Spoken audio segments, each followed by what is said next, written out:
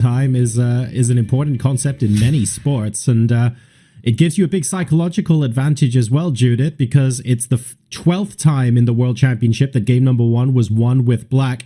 And I don't want to get all superstitious, but 9 out of 11 times they went on to win the championship. So do we treat that as superstition, or does Ding carry that, be extremely proud of it, and uses that to push his momentum forward? I don't think statistics is something the players care too much about. They do care about the fact that yesterday was a decisive game, and it was a very exciting game as well. So I don't think we should make any conclusions of that. Like back when Kramnik was playing with the Leko, for example, Leko lost also his first game, and he could win the match. So there is always a chance Gukesh will come back. It will be punching each other back and forth. That's what I'm expecting. So let's see what will be the end of it. Excellent stuff. For those of you who are maybe used to watching tournament coverage, for example, or other forms of chess, the World Championship itself is just a little bit different. In fact, it can be quite a lot different. Preparation, the way you take your approach to each game over the board, extremely different from how we would typically show a tournament or a team match. Let's go ahead and break down what the World Championship match specifically means for these two players. The Fide World Chess Championship tradition goes back to 1886, when Wilhelm Steinitz became the first official World Chess Champion after defeating Johannes Zukertort as the first player to achieve 10 wins. Nearly 150 years later, the core tradition endures. The challenger must beat the reigning champion to claim the throne. 18-year-old Gukesh secured his place by winning the candidates, and now gets a shot at winning the title in a head-to-head battle against the reigning champion Ding.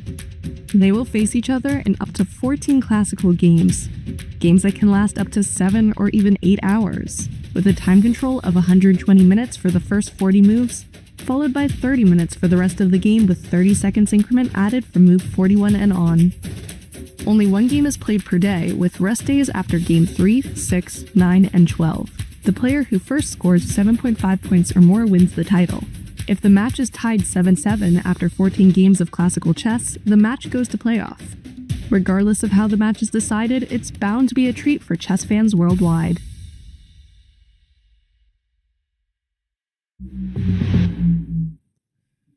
So the format hasn't always been the same, but the concept of the Fide World Championship has been around for nearly 140 years now. We are simply continuing the latest in a long, long line.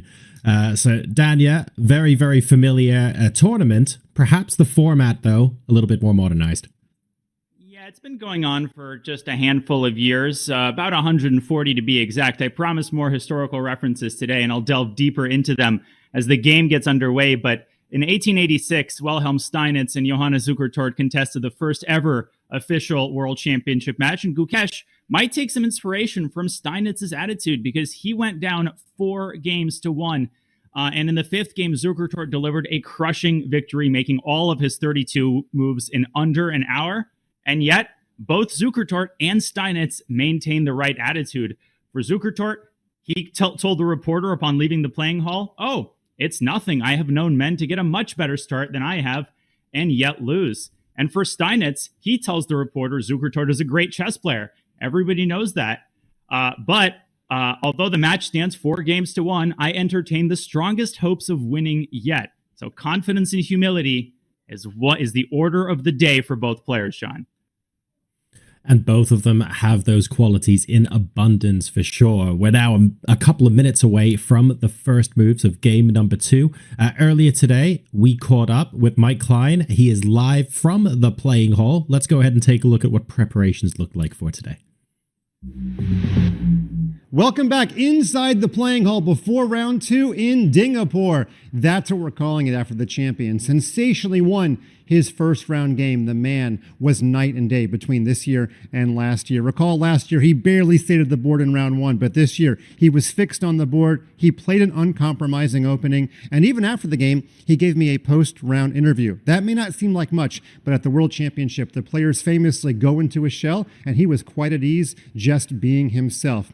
Singapore is actually the home to the world's busiest land border crossing. More than 300,000 people pass through the same port of entry each day. And if the viewership is any indication, we are working up to live viewership numbers that could exceed that level. We had double the number of viewers in round one this year as opposed to the previous year. Now, Ding is playing from a spot he's never played from before. He has a lead for the first time in a world championship. How will that affect his play? Remains to be seen. How will Gukesh come back, spoiling one of his turns as white, and he's playing from a deficit 24 hours into the match? A lot will be figured out today as we see how the players react in round two. Back to you guys. Thank you very much for that, Mike. And don't forget, it's not just us here in the commentary booth that are going to be giving you opinions on who is going to be winning today. You get the opportunity to do that yourself at home with Vote Chess. You'll be able to head into chess.com. Make sure to click into the events. And when you hop into the tabs up top here, you can see you've got games. And more importantly, you go into the game for today. Of course, it will be Ding versus Gukesh. And then you'll see a social tab. When you click that, you can vote for who you believe is going to win. And it's not just about voting and making sure those numbers tally up. You can win prizes for yourself as well. There are 20 lots of prizes available, with first prize being a whopping $400 worth of Chessable's course vouchers. So plenty on the line for all of you too. Remember, you can vote up to move number 10 in today's game. So have a think about who you reckon is going to be winning today, but make sure you cast your vote before the 10th move is played. Right, so the votes are going to start coming in. We've got several hundred actually already through the door as I said that, so thank you all very much. Head over to chess.com and cast your votes in Vote Chess now. But the psychological game begins. Both players sat at their chairs. I think when we were warming up earlier, Judith, we saw the wheels get changed on Dingley Wren's chair. I'm not reading too much into that. Maybe one of them was squeaking yesterday. I don't know. It was really funny watching a team of engineers with spare wheels. I think we saw the offending mouse run by the camera there. Exactly, right? So in World Championship matches in the past, there have been loads and loads of like little quirks and little interesting things that chess players have just preferred to be by their side when they're playing a game of chess. So I imagine this isn't all that unusual, Judith. There's been plenty stranger things in the past. Well, there was a lot of strange things, of course. Boris Spassky against Fischer. That was a very unique match. Actually, I think that was the first World Championship match where they had glass in between the audience and the players. That's already very unique. And but small details do count. And of course, the players can be superstitious as well. So we'll see what's going to come out of this one. But I don't see the players having too much small details that they try to disturb each other or anything like that. It's not here. Gotcha. And Danya, we do have the glass in between the players and the audience here as well. It is one-way glass, so the audience can see in, but the players cannot see out. And there's been plenty of interrogating going on inside as well. It's been a brutal day one. Do we think that today things are going to chill out a bit, or is it way too early to make predictions like that? Well, as long as the glass keeps the commentators out of the playing hall, they keep trying to get in and distract the players. But right. The tension, if anything, has reached a peak. We saw a lot of slicing and dicing yesterday by the pundits. Everybody made their voices heard, their predictions on game two, what the approach will be, particularly for Gukesh, who has the black pieces. Will he take a solid approach? Will Dingley Wren take a solid approach? Because he has shown a propensity, John, for 1e4, most recently in the Sinkfield Cup against Wesley. So, and against Gukesh, he played the Italian twice, both times achieving an overwhelming advantage out of the opening. So, just like yesterday, where we saw a surprise on move one, we might see a surprise on move one here as well, this time from the white e-pawn rather than the black e-pawn. I don't think white's e-pawn is going to go forward one square, though. No, quite possibly not. We've got two ceremonial moves being played today, which is a little unusual if you haven't seen this before. So for black, we have Professor Lim Kok An, who's widely known as the founder of Singaporean chess and is represented here by his daughter, Stella Kon. Stella is a renowned Singaporean playwright, novelist, short story writer, and poet. and she's frequently used as literature text examples in schools as well. Absolutely massive in Singapore, and she's co-sponsored the latest GM tournament in Singapore in 2018 as well, which is delightful. And on making the ceremonial first move for white, we had Tan Lian An, who's a living legend of Singapore chess, a 10-time Singapore champion, and has represented the Singaporean nation in 4 Olympiads, 3 of them on board 1. E4 has indeed been played. The first move of game number 2 of the World Championship 2024 is now officially in the history books. Judith, Dania, take it up. Rome wasn't built in a day, but I think the Italian might be built up on the board in just a couple of seconds here, Judith. And indeed, a reprisal of the opening that Ding Liren has suddenly, starting from the Sinquefield Cup onwards, shown a great proclivity for playing. He's a D4 player by blood, by nature, but an Italian player as of today. Well, to be honest, I was expecting E4 today because it seems like Ding wants to play things that he's a little bit out of comfort zone, I must say. And so it's a solid way of playing. Of course, the match is very long, so he will have plenty of time to switch back to his classical, good old stuff with D4 and C4 and those openings. He's Catalan, right? But maybe we are going to see even more games. But it is very understandable. His second game, he just scored in game 1. So he's in a very good mood. And definitely today, I think he wants to try it, but not by any means. So this is the game where I would think that Gukesh will also be more solid than yesterday. But let's see how it will work out. But it will be a more solid game. And a knight lands on c3, which, to anybody who's not acquainted with the Italian may seem like the most unsurprising move ever. But generally, a pawn. I mean, I'm not familiar with the current Italian fashions, but I think a pawn still tends to land on c3 if white treats this opening topically. But Ding playing the 4 knights approach. What do we make of this, Judith? Well, it's an interesting approach because in the Italian, it is the classical way of playing is more to play with the pawn to c3 to support the center and then play b4, a4, and also at some point later d4 in the center. But somehow, this is kind of mixing the Rai Lopez 4 knights and some different kind of openings. But later on, white wants to play bishop g5. For now, a4 against b5. But the bishop on c4 stands excellently on that diagonal, covered d5 square. So in a later stage, bishop g5 can be played and go more forward with the knight. After knight c3, go all the way to d5. And these days, opening preparations are many times that it's not something that you want to enter into some concrete long lines because, of course, all players are preparing with engines and they develop ideas. So they try to go more into the game and play and study more of the structures and somehow have self-confidence that I know better this structure. I'm going to outsmart you in that. So we are going to see a battle of a structure, and we will see a battle who understands it better, who understands the nuances, the little details of the structure. You're exactly right. It's this paradoxical impact that these incredibly strong engines have had. You would think that we would go deeper down the Najdorf rabbit holes and go to move 45 now instead of move 35. But no. Somehow I'm reminded here of Gukesh's choice in the Olympiad against Wei Yi, this very offbeat Sicilian where he just puts a bishop on e2. And like you said, Judith, a lot of opening preparation now is positional in nature. You're not trying to score the knockout. That still exists, right? That's still a thing.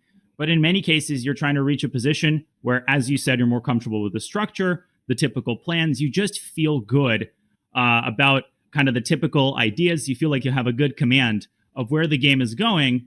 And I never forgot the words of my coach, Lep Sakis, who said that if you want to play solid and you're okay with a draw, paradoxically, 1 e4 is typically a better choice than 1 d4.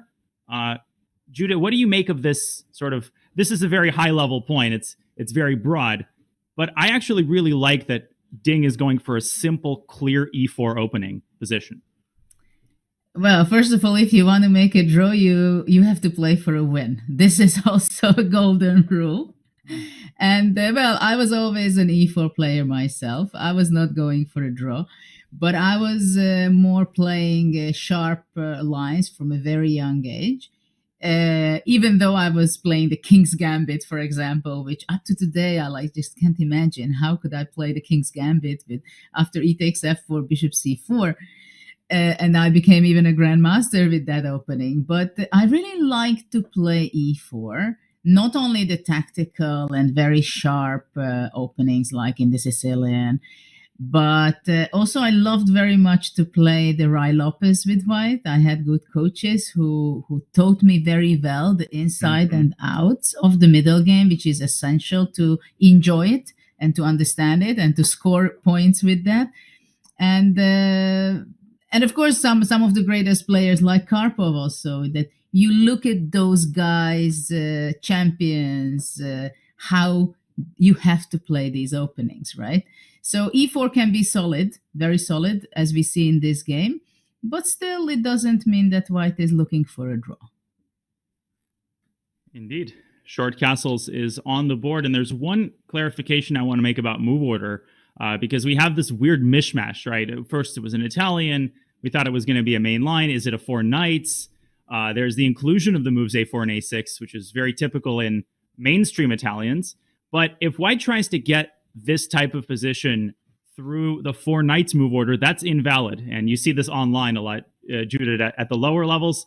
You see the 4 knights with bishop c4.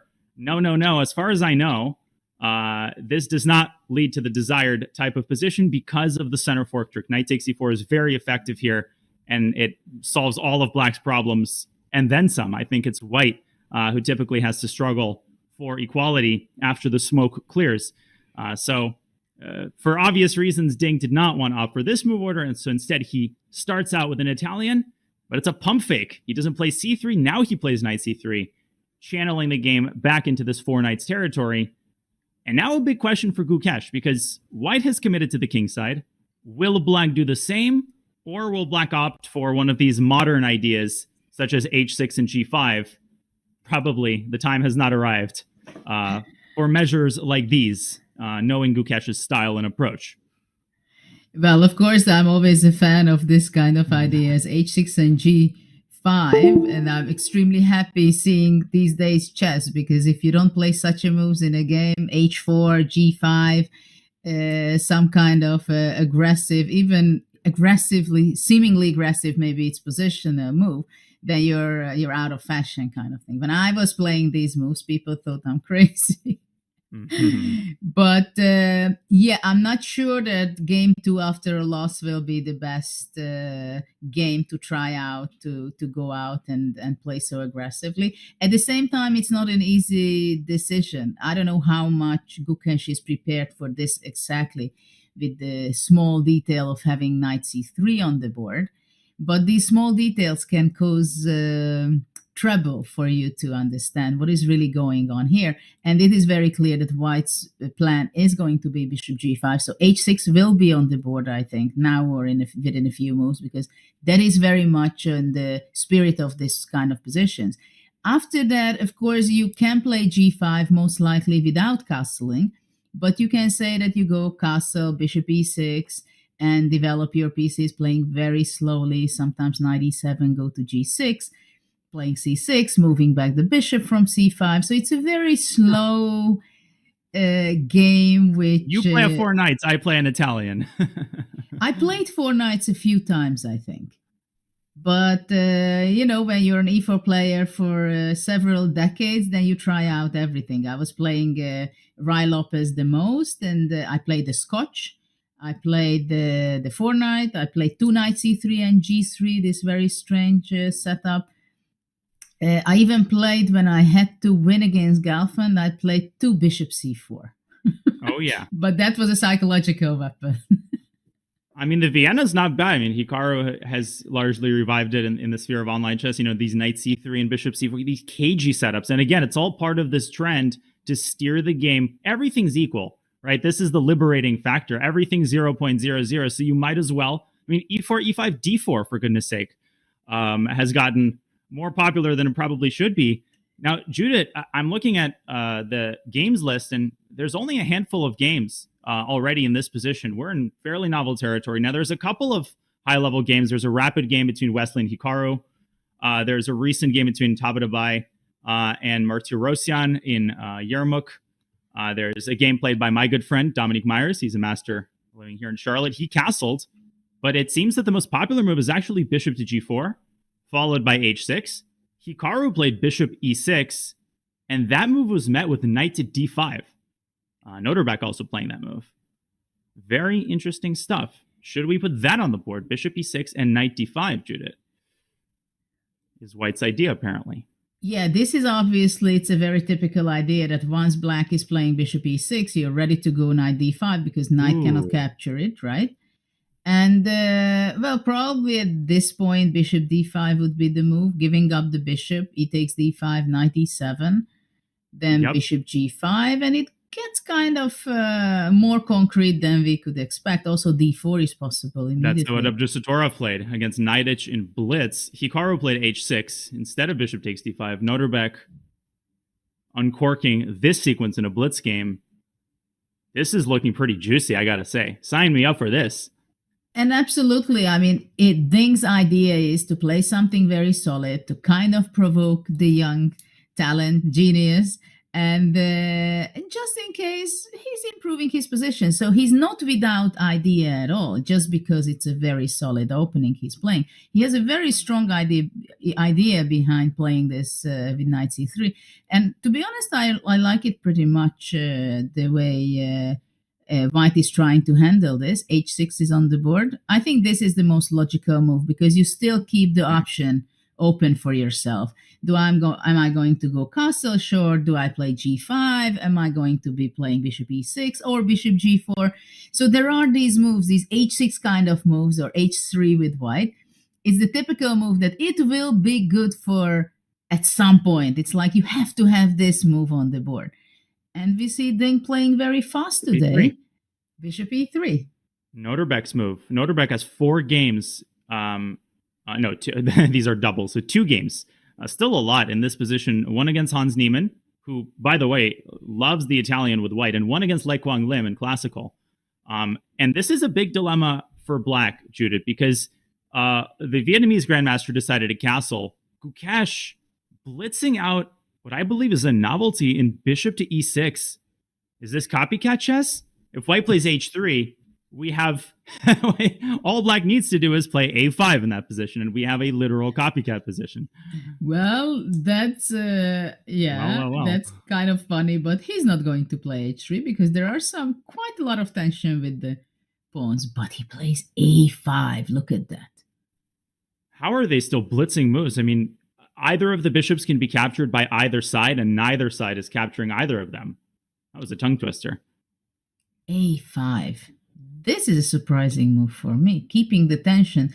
So this is also kind of very interesting in chess, when you have pieces trying to be exchanged, and who can keep the tension. And many times that you're just sitting and waiting and try to tease your opponent that, come on, exchange it because it improves my structure. But somehow it is actually, I've never seen this kind of reaction before. I'm a little bit of a skeptic here, Judith, and I definitely we want to talk about why White didn't take the bishops and Black didn't take the bishops. But let me ask a question of you, kind of urgently. Am I missing something, or can Black start with bishop takes c4 and try to go after? I'm sorry for my early morning greed here. I haven't eaten my vote meal. Remember to vote on the results of the games, but I'm going to vote on the results of the a5 pawn.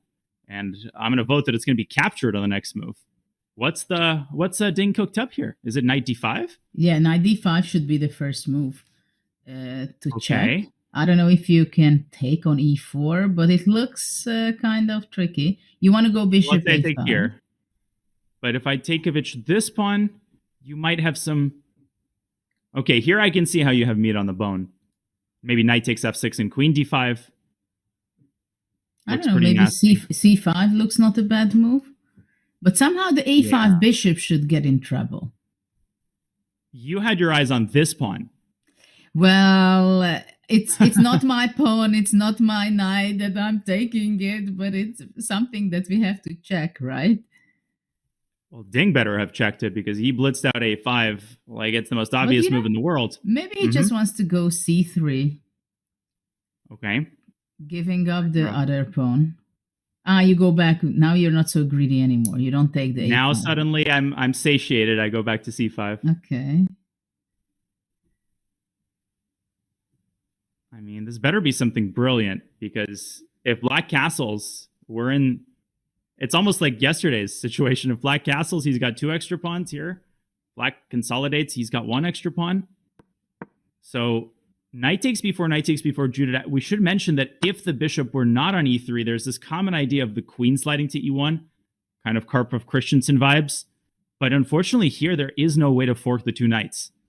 Well, it is possible. Well, no, yeah. No, I was thinking queen e1 if knight goes c6, but knight c2 is hanging. Bishop h6, yes. Yeah, maybe some rook a4 action. No, this I don't like. I like for white to have the knight on d5 and somehow try to get the b4 bishop in trouble. That would be my thought. This must be on Gukesh's radar because he's playing solid, right? I mean, he's not burning his bridges out of the opening, but if, Ding serves him this idea on a golden platter, Gukesh is not the kind of guy who's going to skip out on an opportunity to stir up some intrigue. What could it be? What about queen d3? Hitting the knight. Yeah. So where do you go? You go back to f6 or? I don't go to c5 because then the bishop is completely hemmed in. That would be kind of crowdy over there, and you will regret that the bishop is on b4. Yeah, I just go, I think, bishop e, queen e2. And then knight e6. Maybe queen f5, actually. Queen f5 seems to be also an interesting spot. Threatening c3, I think I have to drop back to e6.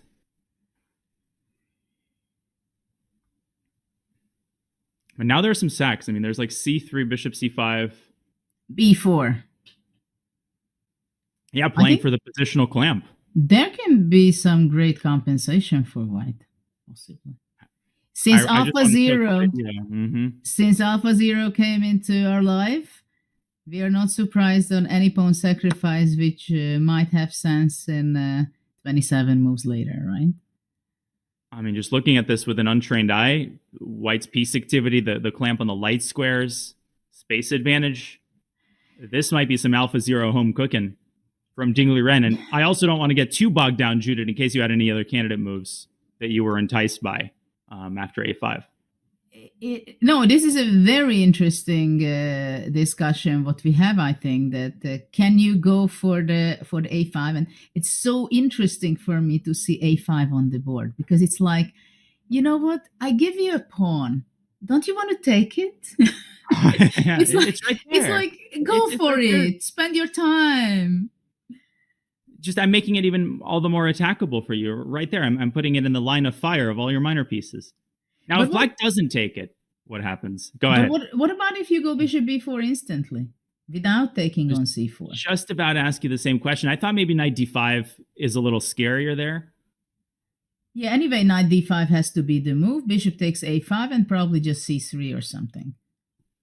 Yeah. But so what? Bishop b6, queen b3. Bishop takes c3. Queen b7. b7, bishop f2, rook f2, bishop d5. I think black is okay there. Bishop d5, bishop d5. Yeah. And black is not okay there. All right, Andrasa Dorian. We need to call him up from his grave. It's incredible the power of the d5 knight here with all the tactics after queen b3 and stuff. And I should also show an additional powerful... Well, here, actually, the bishop is just lost right away. But, of course, the queen, in some cases, can come up to a4 with a check. Of course, here, the rook on a1 is developed without making a move. So what were we just looking at? c3, bishop b6 right away. Yes, bishop b6 and then queen b3. And you were proposing queen b3. Now, white can also play knight takes b6, bishop takes c6, and then queen b3. Maybe a simpler maybe that's a simpler, more straightforward, just gives a clear plus for white. Yeah, in the Najdorf, this actually occurs as well, this type of fork where the queen comes to b3. Actually, this structure occurs in the Najdorf in positional lines. So I'm quite familiar with it. I'm quite familiar with losing my e6 pawn. But look, Ding made a new strategy for today. Yesterday, he was sitting all the time at the board. And today, he's in his room from checking and looking his preparation on the board from the screen. Shades of his match with Nepo. But where are the walnuts?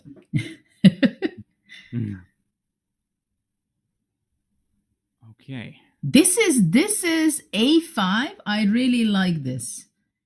Incredible preparation. Bishop c4. Okay. And the moment of truth will happen, Judith, after dc, because we should mention that, nobody canceled bishop takes e3. That is, I'm sure, a completely viable move. And that structure is not one that you get every day after f takes e3. No. What's your vote? Do you think he goes full in, chips to the center of the table with bishop b4? I don't think so. You think he takes on e3 or castles? Well, castle is a logical move. The only problem I have for black that he might end up very easily in just a very clear, solid verse position, because that pawn on a5 gains space advantage. So I can visualize it. Of course, that's a dream for white to play queen d3, knight d5, after that c3, b4, eventually at some point b5, and just grinding until he almost wins. And what is the counterplay for black? This is the big question. And also in these positions, I think it's very important to note that at first it might seem that it's no big deal, it's pretty equalish. At the same time, if white can set up the pieces the way he wants, and he has a structure which, having the pawn on a5, sometimes you can just not do anything against the plan of the next 5-6 moves. Yeah, it's this move a5. It reminds me, like James Bond films of like a shoe, and a knife extends out of that shoe. Like that shoe is really cool, but it's also a really comfortable shoe, so you can wear it like a normal shoe. So if black castles and doesn't win the pawn on a5, that pawn immediately stops becoming a provocateur and starts clamping down on black's structure, and the move kind of becomes positional. If black plays bishop b4, then we get into the tactical component of this move, which is that it provokes black into spending a couple tempi and kind of getting his pieces stuck to the side of the board. So this is already a huge moment for Gukesh. Very impressive preparation, if indeed it still is preparation from the reigning world champion. And Judith, we definitely, in an alternate universe, would discuss bishop takes e3, but I feel like he's about to make a decision. It's very interesting. It looks like such an innocent position at first sight. At the same time, I think it's a very serious, critical moment, because Gukesh is having a serious debate within him. And these are the small details, I think, which counts a lot in a World Championship match, a match itself, that all these little details accumulate. And like now, it's no big deal, but should I go bishop b4 or should I take bishop e3 or I just go knight e7? Well, knight e7 not, because e5 is hanging, but castle. Or what should I do? Knight d7, knight g4. What is the pawn structure? This is better, that is better. But at the same time, one thing black does not want to have a game which is one-sided and it's just white who is playing and can maneuver all over. And just sit and wait whether can white improve his position as much to make it a winning, or just, you want to have counterplay with black, right? So this is why the big debate is going on within Gukesh. And of course, he knows it exactly, that if he plays bishop b4, he enters something that Ding was preparing. He knows what he's doing. He played so fast until this point. Contrary to yesterday, that this is the big problem when you have these kind of positions, that you know that you're not playing only against your opponent if you play bishop b4, but you're playing against him and his No team and his laptop. homework. Yeah, there's chess base and there's stockfish. Yeah. Because objectively, maybe it's the best move, but this is what it is very, very difficult to decide. So you have to trust yourself, but you know exactly if you go bishop b4 and it turns out to be just the worst position, then why couldn't I just play knight d7? Why couldn't I just play anything else and go for it? Why did I go into the home preparation, right? At the same time, it can be okay, home preparation. He's trying his best, but bishop b4 is the best move, because maybe it's going to be some forced line, but still that's the best move. So this is the big inner debate and fight. Yeah, and Black's position is fundamentally healthy. Gukesh might be telling himself, I've only made developing moves. Unless my opponent hacked chess, bishop b4 cannot be such a bad move. I mean, what's the worst that can happen? Well, the worst that can happen is you go 30 moves down Ding's chess space file. And so Gukesh, you called it, Judith, no bishop b4 for us today. Instead, he castles kingside. And I wanted to briefly mention, I think we would be remiss if we weren't to mention that bishop takes c3 is very tempting for newer players because it ruins white's structure even further. I am never a fan of the semi-open f file from the black side because it gives white a very clear roadmap of attack on the king side as well. For example, queen e1 could happen. The knight quickly gets around to f5, and we won't explore the particulars of this structure, but I think Gukesh's decision to keep the tension makes sense. But you mentioned, Judith, that this could turn into a one-sided position, which is annoying under the best of circumstances. And when you're down 1-0, getting a torturous endgame or long middle game where your opponent is having all the fun, not how the script was written for Gukesh today. Yes, indeed, but it was a very logical decision by Gukesh, I think. Even if bishop b4 was the best move, we cannot blame him playing a short castle and go for the more solid, longer game. I think this was the smartest decision he could make in this position, regardless what was really the best move. But now... on Saturday, Ding. It's still only Tuesday. d3 already played. Look how fast Ding is playing. Only spent 4 minutes. And I have the feeling that he's not going to spend too much time either in the next few moves. He knows, he understands the position, it seems. So what is his idea with b3? I think it can be, for example, that he wants to go maybe at some point knight a4. So when black takes on a5, knight c5, the c4 pawn is protected. Mm-hmm.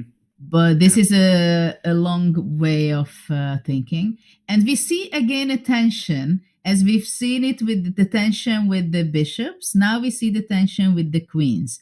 Like, do you want to exchange and improve my development that I bring my rook to the d line, or you want to move away from the d file?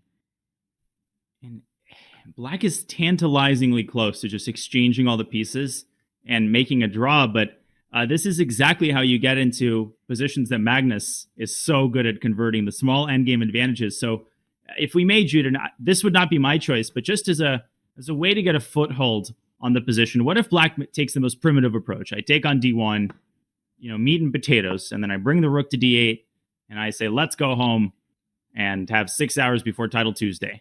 Let's make the restaurants before they close. How does white squeeze this small advantage? Is it knight d5? Or is it something more subtle?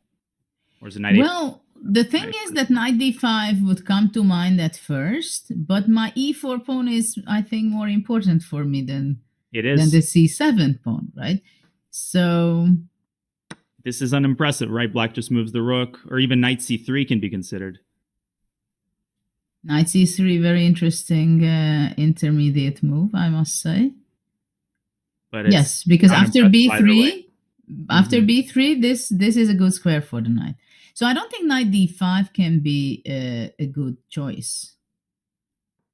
So we go back to this position. So what is the secret sauce? Is it an exchange? I mean, an exchange sack is never out of the question, but also looks premature. Well, the main issue can be for black this c9 Knight e1 and knight d3. Nice. And like f3, something Karpovian. But that may allow black to stick a rook on d4. Well, first of all, you can go rook d4, but you can also take rook d1. And a5 is hanging if you take with the rook. If you take with the knight, the e4 is hanging. Yeah, hey, I wasn't the one who put the pawn on a5. He wanted to sacrifice it. I'm just doing him a favor. Don't blame Ding for putting it there. Maybe he will be very grateful for that. But yeah. But actually, rook a d1 was also possible, Maybe to keep the other rook on f1. But of course, the a5 pawn is vulnerable. Well, I can take on d8 and then play knight e1. But that will allow black's rook to infiltrate the second rank. And I'm not seeing exactly what Ding has in mind here.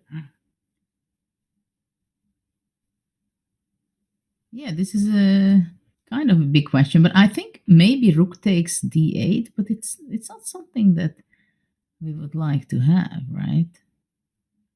Giving up the file. Well, rook takes d1 is a threat. Semi-threat. Let's put it that way. So what is black's next move here? So why what can I go rook e1, just protect the e4 pawn with the idea of knight d5? Ooh, so just saying, hey, I'm not signed up for the fight over the d-file. You do you. I'm going to get ready for knight d5. And if black tries to beat you to the punch... Yeah, that's what you go. But now maybe rook c1. I mean, something very subtle. And the trade on f3 might actually help like buttress the e4 pawn, something like that. Such convoluted lines. We want to bring John back to the show as well. John, we need all the help that we can get to manage the particulars of this endgame. This is positional chess at its finest.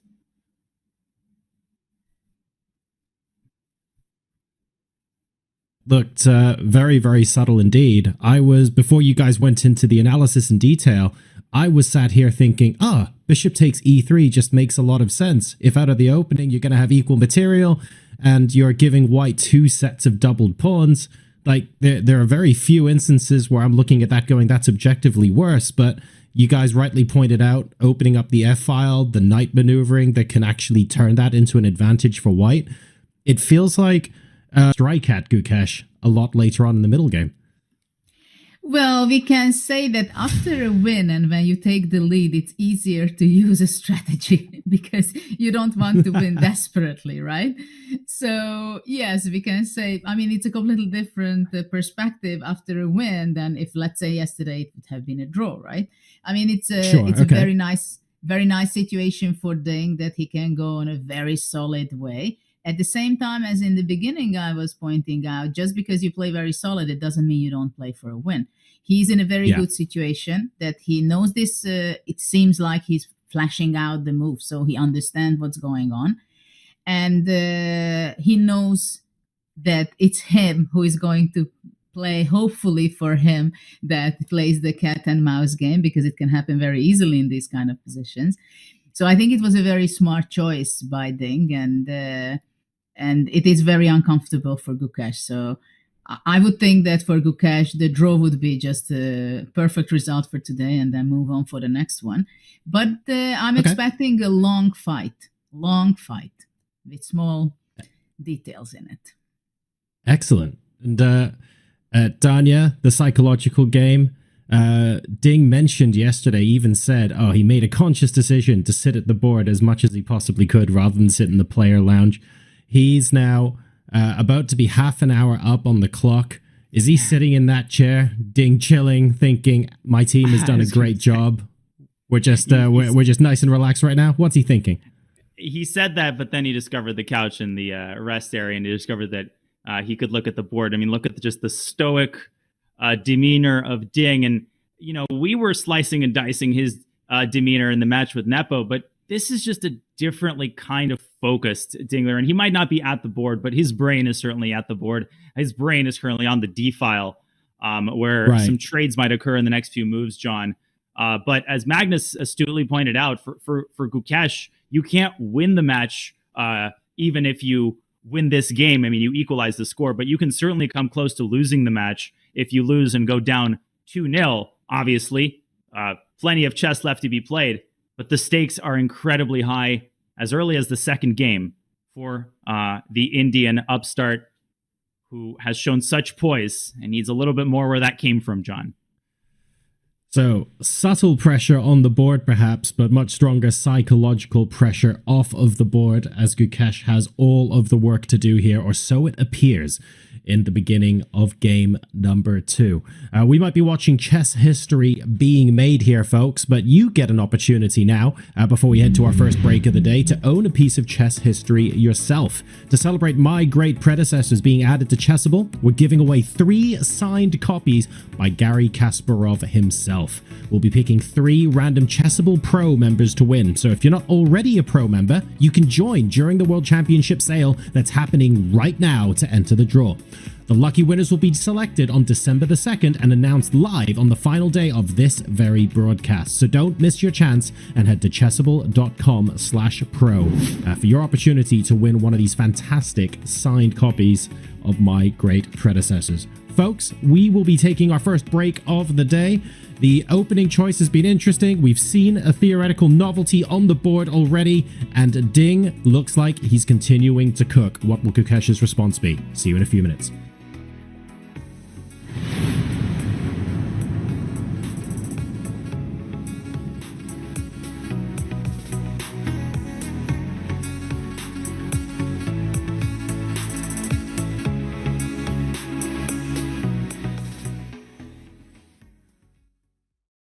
This is the Google Pixel 9 with Gemini.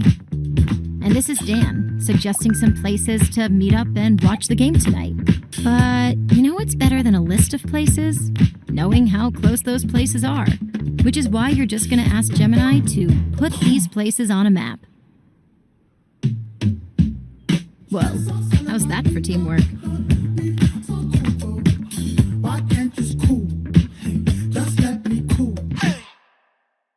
In 2022, Gukesh was on your team that won bronze at the Olympiad, and I know he mostly did his own studying and preparation, although he was obviously a valuable team member. I want you to compare your assessment of him then with now, because you gave an interview to chess.com 2 years ago, and this is what you said about Gukesh. Not even sure if you remember. You said, he's self-confident, he has daring play, a risky approach, a narrow opening repertoire, he defends well in tough positions, and you called his time management interesting. Now, how many of those are still the case, and how many of those has he improved? I think my views stand as such in all the aspects. Okay. So I still feel his time management could be better, and his opening repertoire could be broader, but he's getting there. Now, compared to 2022 Chess Olympiad, and now he's playing more openings, so he's gradually broadening his repertoire. That's very good sign. And he's not rushing it. So he is confident that he doesn't have to expand too fast and not have a deep understanding of the openings he plays. So he's taking it gradually, which is a mature thing to do. So I'm happy that he's handling these issues. But when you're taking it gradually, it takes longer time to achieve the objective. But maybe now this stands as such.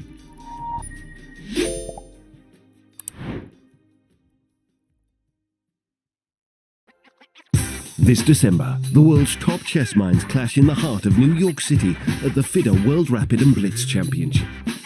Witness world number 1 Magnus Carlsen and other stars from across the globe. Rapid and Blitz, chess in its most thrilling form, unpredictable and unforgettable.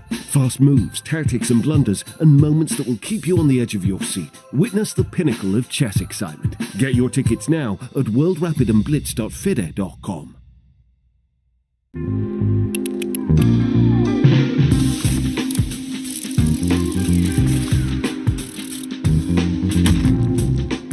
When Ding burst onto the scene as a teenager, he had a very aggressive attacking style.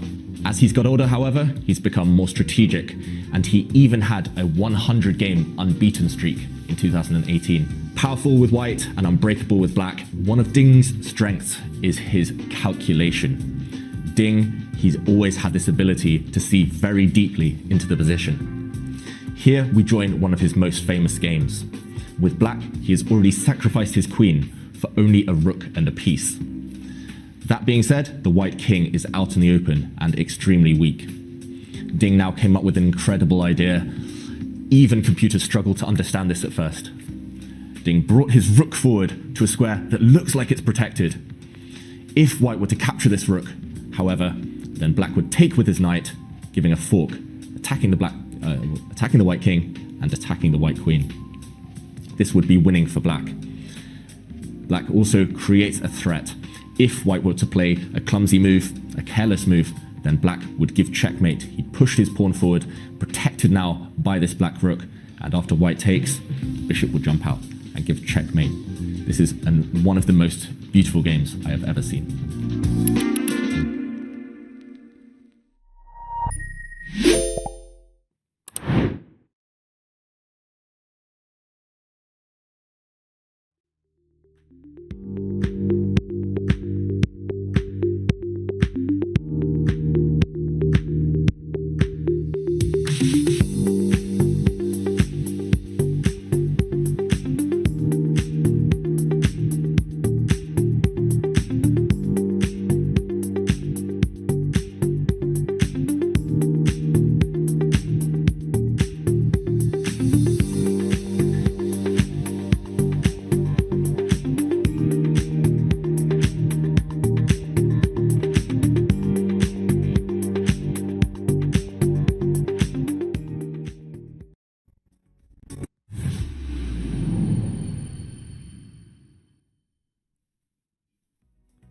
Welcome back to Singapore, where so many cultures collide over the chessboard as well, as it turns out, as Ding Liren, reigning Fide world champion, takes on Gukesh from India in a history that celebrates both of their cultures. This is a fantastic opportunity for Ding to try and cement his status as world champion by potentially winning 2 games on the trot. Gukesh, of course, looking to fight back and say that he is here to stay. He mentioned yesterday he was expecting Ding on peak form, and we got Ding on peak form as well. We know exactly what he can do, so the players understand the stakes and how important is this game number 2. So far, we've had a theoretical novelty, some very, very quick blitzed moves, and I have to say, overall, Judith, it's hard for me to find scenarios where Team Ding is not currently in the driving seat.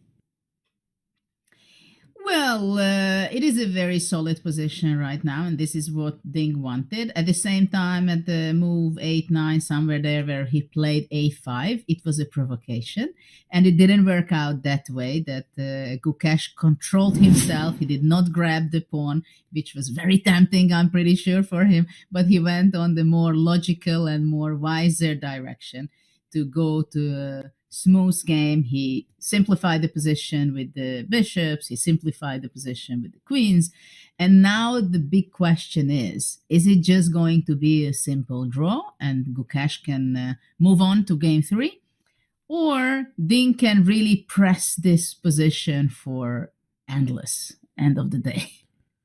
Because this is the big question. Of course, that would be psychologically, even if it would be end of the game of a draw, it would be very important for Ding to be able to press and to show that he is pressing, but if the young boy is doing very well, then he can manage to make a draw. So now the psychological battle is there.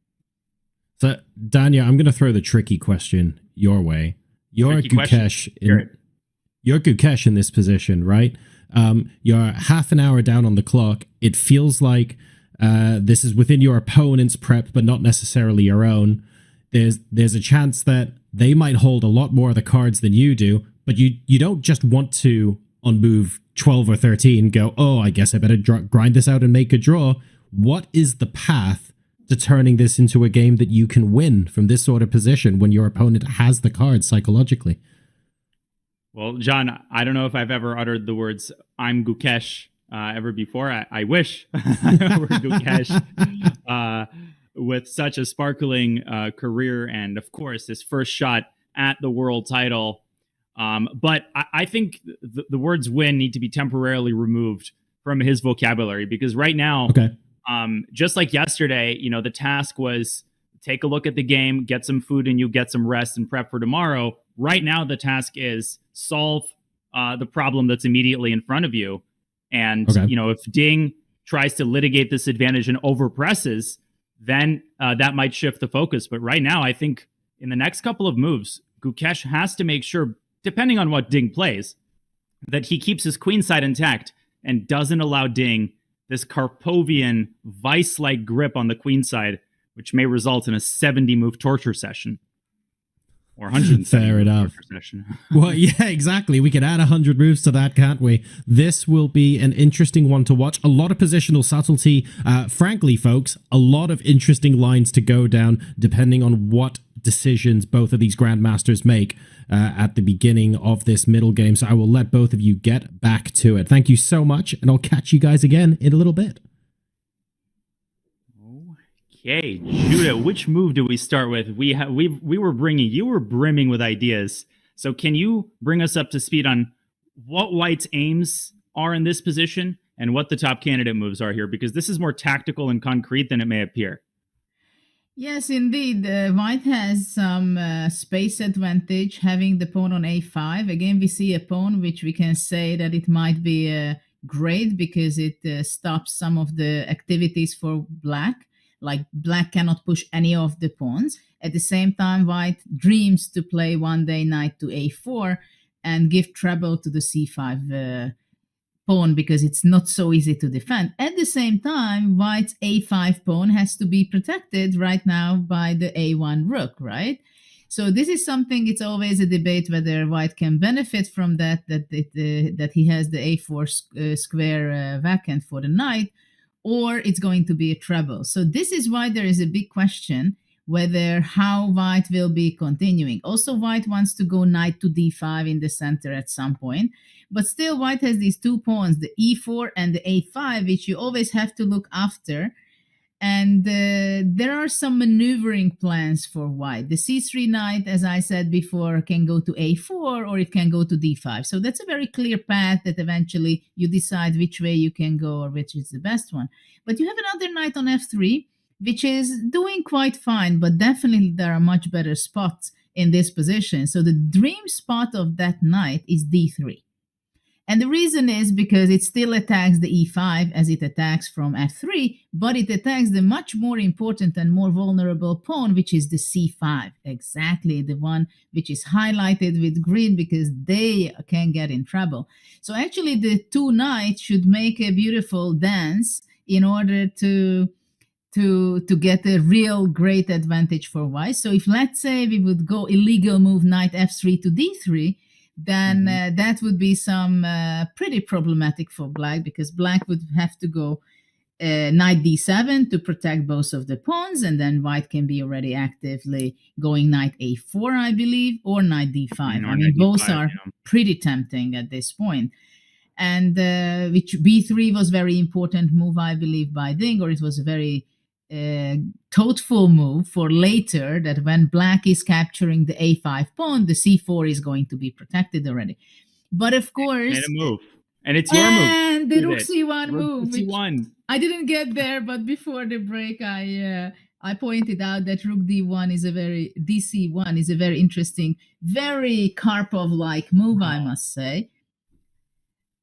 And the reason it's played, because you need both of your rooks, even though it looks very ugly. And this is something, when you teach chess, you would never say that you move away your rook from the open file, giving away for your opponent the open file. And why White can do this is because with the two knights and the pawns, all the d-file squares are covered. So now it's a temporary thing. And this is how White is preparing this maneuver of knight e1 to d3. Yeah, we assume often that open files have to be fought for in all cases, but it's a voluntary battle. You don't have to sign up for this particular project. You can just get away from there. Say, you get the D file, I'm on to more important things. And Judah, two clarifications. First of all, why couldn't White have started with knight e1? How significant would this rook trade have been? Well, the jury's out on that, because we were trying to understand what happens here after knight takes a5, knight d3. White gives up the pawn, tries to win it back. But perhaps Ding decided that this gets needlessly tactical after knight d7. There is no clear path to winning the pawn back. There is knight d5, and the line goes on, and we could examine this. But Ding decides that it's unnecessary. He wants to keep all of the rooks in play, all of the heavy pieces on the board. And there's a different tactical line that this opens the doors to, because the moment the rook lands on c1, I'm looking at this e2 square, and white has to keep an eagle eye on that square should a black knight land on d4. This is my sort of tricky little idea. Judith, I see a trick, I go for trick. I have bullet brain. I do have bullet brain. Knight takes e5, knight takes e4 is what I was trying to make work during the break. Can we go through this line really quickly? Yeah, you said this very great tactical vision, what you said. Knight e2 and takes, and rook e8. Ooh, apparently knight e2 is not the move, but we'll get to that in a second. Because after knight c1, rook c1. Oh, white can play knight c3. What an intellecto. Covering c1, and the knight is toast. What an amazing move. Because if you take, black executes the main idea. Rook e8, pinning the knights, and pawn f6 wins the knights. Well, at least one of them. This is such an easy move to miss. It's like queen d4 check yesterday. Yes, indeed. Boom. And black can attack this knight. And are you telling me it's going to move back to f3? Of course. Where else? The motion of the knights in this game is honestly just magical. You understand why my favorite piece is the knight. It just brings all the surprises. Best time of the day, too. Best time to commentate. This is amazing, knight c3. It's so easy to blunder. But black can actually play rook e8 here. Black doesn't have to play knight e2. That's the ultimate twist. I did all of this just to give that fork. And apparently you're not even supposed to give the fork. That's how you equalize. Beautiful. Knight f7, then knight e2 and knight takes c1, threatening mate on d1. Or maybe not, I don't know. Yes, no, I think that's correct. No, but after knight f7, you can just simply take it back, probably. Yeah, and now the threat of knight c3 to go knight e2, and that's not funny to see both of black's rooks on the second rank. No. But your idea, Judah, was not knight takes e5, and I find this so much more impressive. It was actually to still go knight e1. Yeah, this is what is very interesting. I remember when I was a teenager, I was somehow very slow in understanding these things, these kind of moves like rook c1, that you're making a seemingly very passive move. You're giving away things, which is very important when you learn when you're a kid, like the open files and so on. But suddenly you have to realize that there are some positions, closed positions, when there is a priority that simply after the rook moves away, having the knight on c3 defending the pawn on e4, black will possibly not stop my plan. And once white is able to regroup the pieces, knight e1, knight e3, playing f3, king f2, king e3, just to improve the position positionally, after that, already you can bring back your rook to d1 if you want to do it, or you can go on to improve your position otherwise. But first, it can easily happen that you have to go passive, go away from d1, come back knight to e1 in order to replace it to a much more active place. And white's not even in a hurry. Knight d3 isn't really a threat because of knight b3. Judah, there's this concept Dvoretsky talks about often, pseudo-activity. And that's what often creates the illusion that black is succeeding in his plans. You've got this beautiful knight on d4, but in many ways the knight helps white because it provides an umbrella, a cover for white to operate with, kind of like Ding's knight yesterday on c4. And that's why he moved that knight up to b2, so that the c4 square would be vacated for the queen. That was a crucial idea. Here, the knight on d4, it doesn't bother white. White's able to work around it and continue to target black's weaknesses slowly but surely. We should also point out that knight takes c4 here is a very unfavorable transformation of the position, because as long as the center remains closed, these knights are going to run circles, literally, around the rooks in the ensuing material imbalance. Here, white can just take on c1. This is a nightmare. Oh, literally a nightmare Yeah. for Black. Not intended, actually. My first unintentional pun of my commentator career. Indeed. So let's go back and see what is the actual position of the game, rook dc1. This can be a very unpleasant move. But, it's also possible that black should be more concrete and active. So he cannot allow white to regroup. I mean, it's like the problem is for black that he cannot just play rook d7, rook d8, or just making moves, because he cannot allow white to regroup knight to d3 and f3 and then just attack the c5 pawn, and also to play knight d5. So he has to think very concretely right now. How is it possible to stop it? I have a crazy idea, but something tells me there's a tactical flaw. Knight d4, knight e1, and then b5. Ooh. That's the kind of reaction I would want to see from Ding, should this appear on the board. Because your idea is that after b5, a takes b6 en passant, takes rook a6, and you want your There's knight knight e4, of course. Although I'm not sure that achieves the desired effect, because then knight could again get trapped on c1 in the end.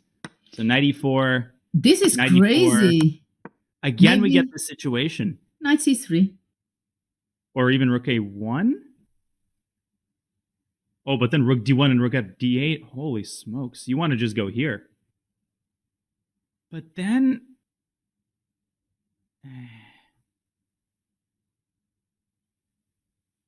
What a position. Rook a8, though. Rook a8, and you might not make it back to a1. So, Okay, that's true. But if rook a1, rook d1, knight c3, rook f d8. Whoa. We got some mutually assured destruction on the first rank. So takes, and the problem is, it's like neither side can move a muscle. But maybe white can go rook a6. Oh, yeah. With a slight edge. Well, rook d6, and somehow the knight cannot come out, right? So white can go f3 and then improve the king's position, king f2. Though Or there even is a d4, check on d2. Tactically. Mm-hmm. Wow. No, this is unpleasant for black. As you said, the knight is trapped. Okay, so it doesn't work. I should have calculated that before I frivolously proposed these ideas. But it was a funny idea because, it can happen easily, I think, that black has to be aggressive. G5 maybe, or playing very straight. G5, G4, knight H5, knight F4. I don't know, but looking for counterplay. Because the knight on D4, we said some bad things about it, that it's there, it's beautiful, but it doesn't do anything, right? We heard its feelings. Mm-hmm. But maybe it can do something that it can get active. So if, let's say, there is this pawn push, if black would have enough time, G4, H4, I can imagine that black plays H3 and then creates some nice F3 weakness for white. But it seems a little slow plan, I must say. Mm-hmm. And there's a cruel irony that I was thinking even about rook a8 to try to prepare b5, but then knight d3 becomes possible because you've removed... We talked so much about this yesterday, when in these complex positions, it's so easy to tunnel vision, right? To prepare one idea, to close one door, forget that you opened another. In this case, black actually does need to remain on the d file to keep alive this tactical idea of knight takes b3 and to slow down the knight's journey to d3. Can we go back for a few moves when Gukesh played rook d8? You see? Absolutely. Many times it happens that one plays the more logical rook a d8, and maybe because of this all things what we were talking about, maybe rook f d8 was a better option to keep the rook on a8 for possible b6, b5, whatever, and also to have the move king f8 to get closer, right? And sometimes such a simple decisions can cost you several tempos. This was the exact thing that cost him yesterday. Rook a c1. That left the a2 pawn hanging, and bringing the other rook to c1 would have been better. and would have kept the position within the bounds of equality. How cruel that would be. But your logic makes sense, Judah. Rook FD might have been more precise. Rook DC1. And perhaps here you can just carry this idea out with interest.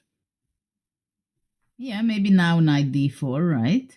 But now knight e5 is... Maybe knight e5 is not the same story. That's true. Jeez Louise. Now we got to go through that calculation again.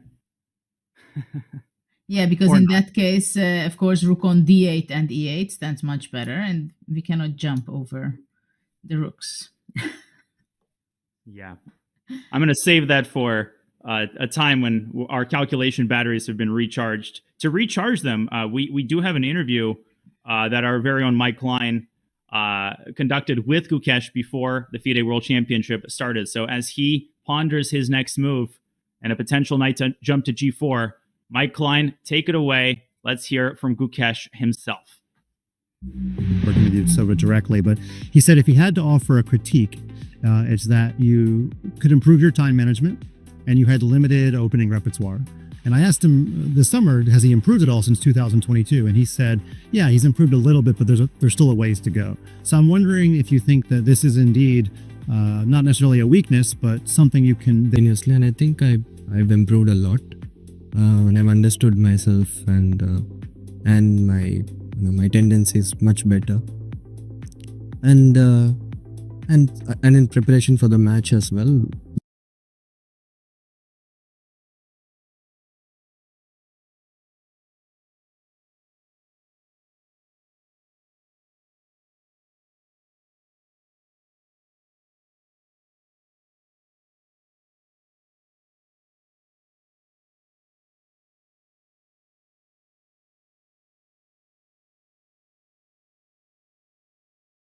Happy with how I prepared in all ways. I'm chess-wise, time management, or physically, mentally, everything. I'm very happy with my preparation.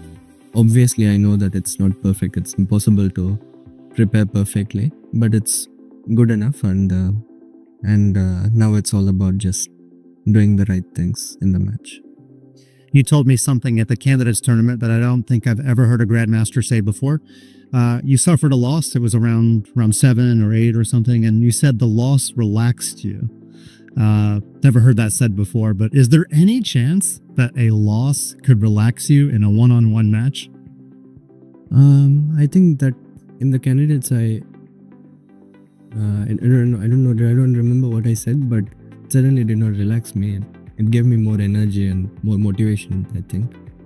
And the main reason I felt that way is like, I took that game as just a wake-up call because I was doing certain things that I was not supposed to do, and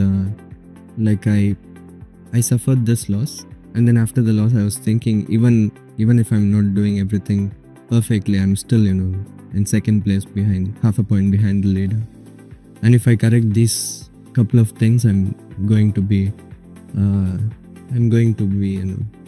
have very good chances of winning. And it gave me this confidence that I am so close to being at my best. And then the next game, once I won, and once I played a very good game, I won. I felt at my best, and I just after that it was just about proving that I was the best.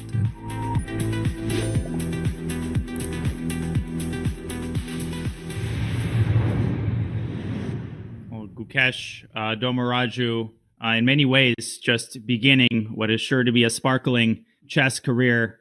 And this is his first shot at the world title and a setback in the first game. But his former coach, Vishnu Prasanna, he wrote that Gukesh surprised me early on with his strategic sense and unique strategic decisions. Most of all, he has tremendously important qualities like willingness to learn, curiosity, and a good temperament to handle pressure. This was said in 2019 after Gukesh became a grandmaster at age 12.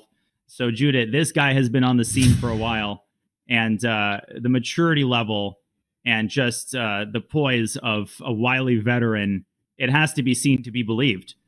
But he's going to have to tap into that here. Yes, indeed, he's having the most difficult 2 weeks of his life, I think, coming up. Started already yesterday for sure.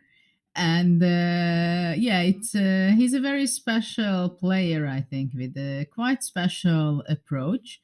The way he thinks that even a loss, it was a wake up call for him. He started to rethink many things after that loss in the candidates. But I like to point out that actually it was a very different story. It's very different when you lose a game and you still see that you're actually half a point behind. And you still know that there are plenty of ways to try and quite a few games to go and actually win the race. Here, I think it was much more painful, this loss, because it was at the very start. So this is something I don't think Gukesh has too much of experience, because his career goes very clearly high, high, high. And he sometimes, when he's losing or has some bad games, it's between many of the winning games. So this is why it's a huge challenge. And we have to understand also that in sport, you don't have a win-win. One wins and the other one loses. And who is losing, the whole world is collapsing in him. So that's why it's such a great battle and so difficult battle when you play a match like this. Mm-hmm. Gukesh has such support from millions of fans in India, and of course his parents, who never put undue pressure on him. His father went all in very early on and talked a lot about his approach that is carried over to Gukesh. Gukesh demands a lot from himself, but you have to have that healthy balance of pressure and self-forgiveness when things go wrong. But for Ding Liren, you really cannot celebrate his transformation enough. We saw the old Ding Liren, the old Tiger, the 2,800 plus Ding Liren yesterday, but he needs to keep that Ding Liren in Singapore and keep the old one out. He also needs to keep Black's Knight out of D4, or does he? No, he doesn't. Well, let's get back to where the game is, which is very interesting. After Rook DC1, Gukesh is already in deep thought for 18 minutes. So he's trying to get familiar with the problems, because in this kind of positions, for example, when I was younger and I was still competing, it could happen with me that I was very optimistic. Okay, it's pretty equalish, it's equal pawns, my knights is the same. What's the big deal? I have the d4 square, a5 is weak, knight from c3 cannot making a move, right? So all these things can get, I have my d5, what's the problem? All my pieces stands very healthy. And then some small details come when you play against Karpov, let's say, and somehow you realize that actually maybe it doesn't look so fantastic active for white, but he has a plan. And what am I going to do against it? So this is the big question for Gukesh, I think, that he's observing the ideas, what Ding's plan, which is very clear. Of course, he got it very fast, at knight e1, knight d3. So what can I do against it? Can I only just defend myself, or should I look for some very concrete idea? Or maybe possibly he goes knight e8, knight d6. What do you think about that? Yeah, I mean, knight d4 is not mandatory, but just to echo your point, Ding won that last round of the candidates in Madrid against Hikaru in a very similar kind of Karpovian style, just squeezing a tiny advantage, patiently laying the structure brick by brick. Gukesh himself showed mastery of the two knights against Wei Yi in the Olympiad. So both players, they can appreciate that what starts out as a tiny, seemingly insignificant symbolic advantage, before you know it, it can blossom, and not in a good way, into an incredibly unpleasant two-result position. Now, to your idea of knight e8, I like it. I mean, Black has the exact same maneuver, with maybe the bonus of f7, f5 becoming possible. My King's Indian heart is beating here at that prospect. Might be counterproductive, though, to open the center. Well, there is only one huge problem, that the c5 pawn is not exactly having the same kind of problems than the c4. That's the only problem, that black's vulnerability on the c5 pawn is much higher. And that's the question, how it will be defended, right? If I could get my knight to e6, maybe. Like knight h5, is that? Which means also that probably the rook on a8, I have the feeling that it would be standing better. You could also go knight d7, f8, through f8 to e6, if that's the goal. Okay, so you can just go rook f8 to a8, castling with the rooks. Well, knight h5, somehow it seems kind of far for me. I mean, I think I can go knight d5. And but also g3 can be something to consider, I think. So that's why Singapore is a bottled water shortage. Just kidding. Staying hydrated, the pressure energy burned at the board. Hydrate or dihydrate.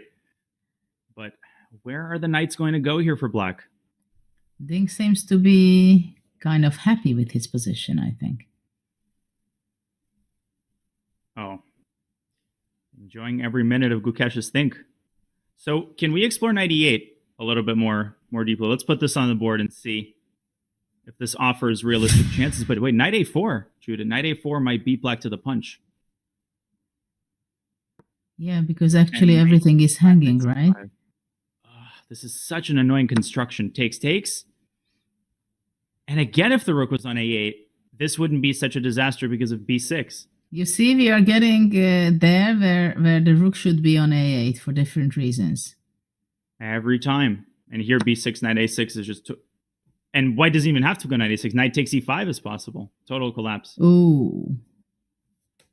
Okay, so knight e8 was a principal question. Principal question. So let's see. Knight h5 does create the defensive resource knight f4, which threatens a fork. So I might be able to take care of knight a4 that way.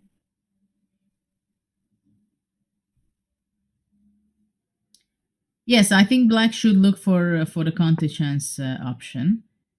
So white can go king f1, for example, for making a prophylactical move, which I think king f1 generally just a very smart thing if I have the time for it, because all kind of knight d4, knight f4, e2 square is covered. So let's say I follow through on my idea. But maybe now I just go knight d5. Yeah, knight e6 probably. And your old idea? And then it's time, actually c3, c3, b4 is, if we go back to our basic idea, it is something to consider for sure. Man, it's like black solves one problem, boom, suddenly the pawns start moving forward. You know, you freeze the pawns, the knights start dancing around and attacking the weaknesses. Yes. And I think f5 should not be the right approach, because I think white can just take on f5 and knight d2, placing the knight to e4. Maybe I can try, e4, f takes e6 and e7. Yeah, rook f5, knight d2, you're pointing out.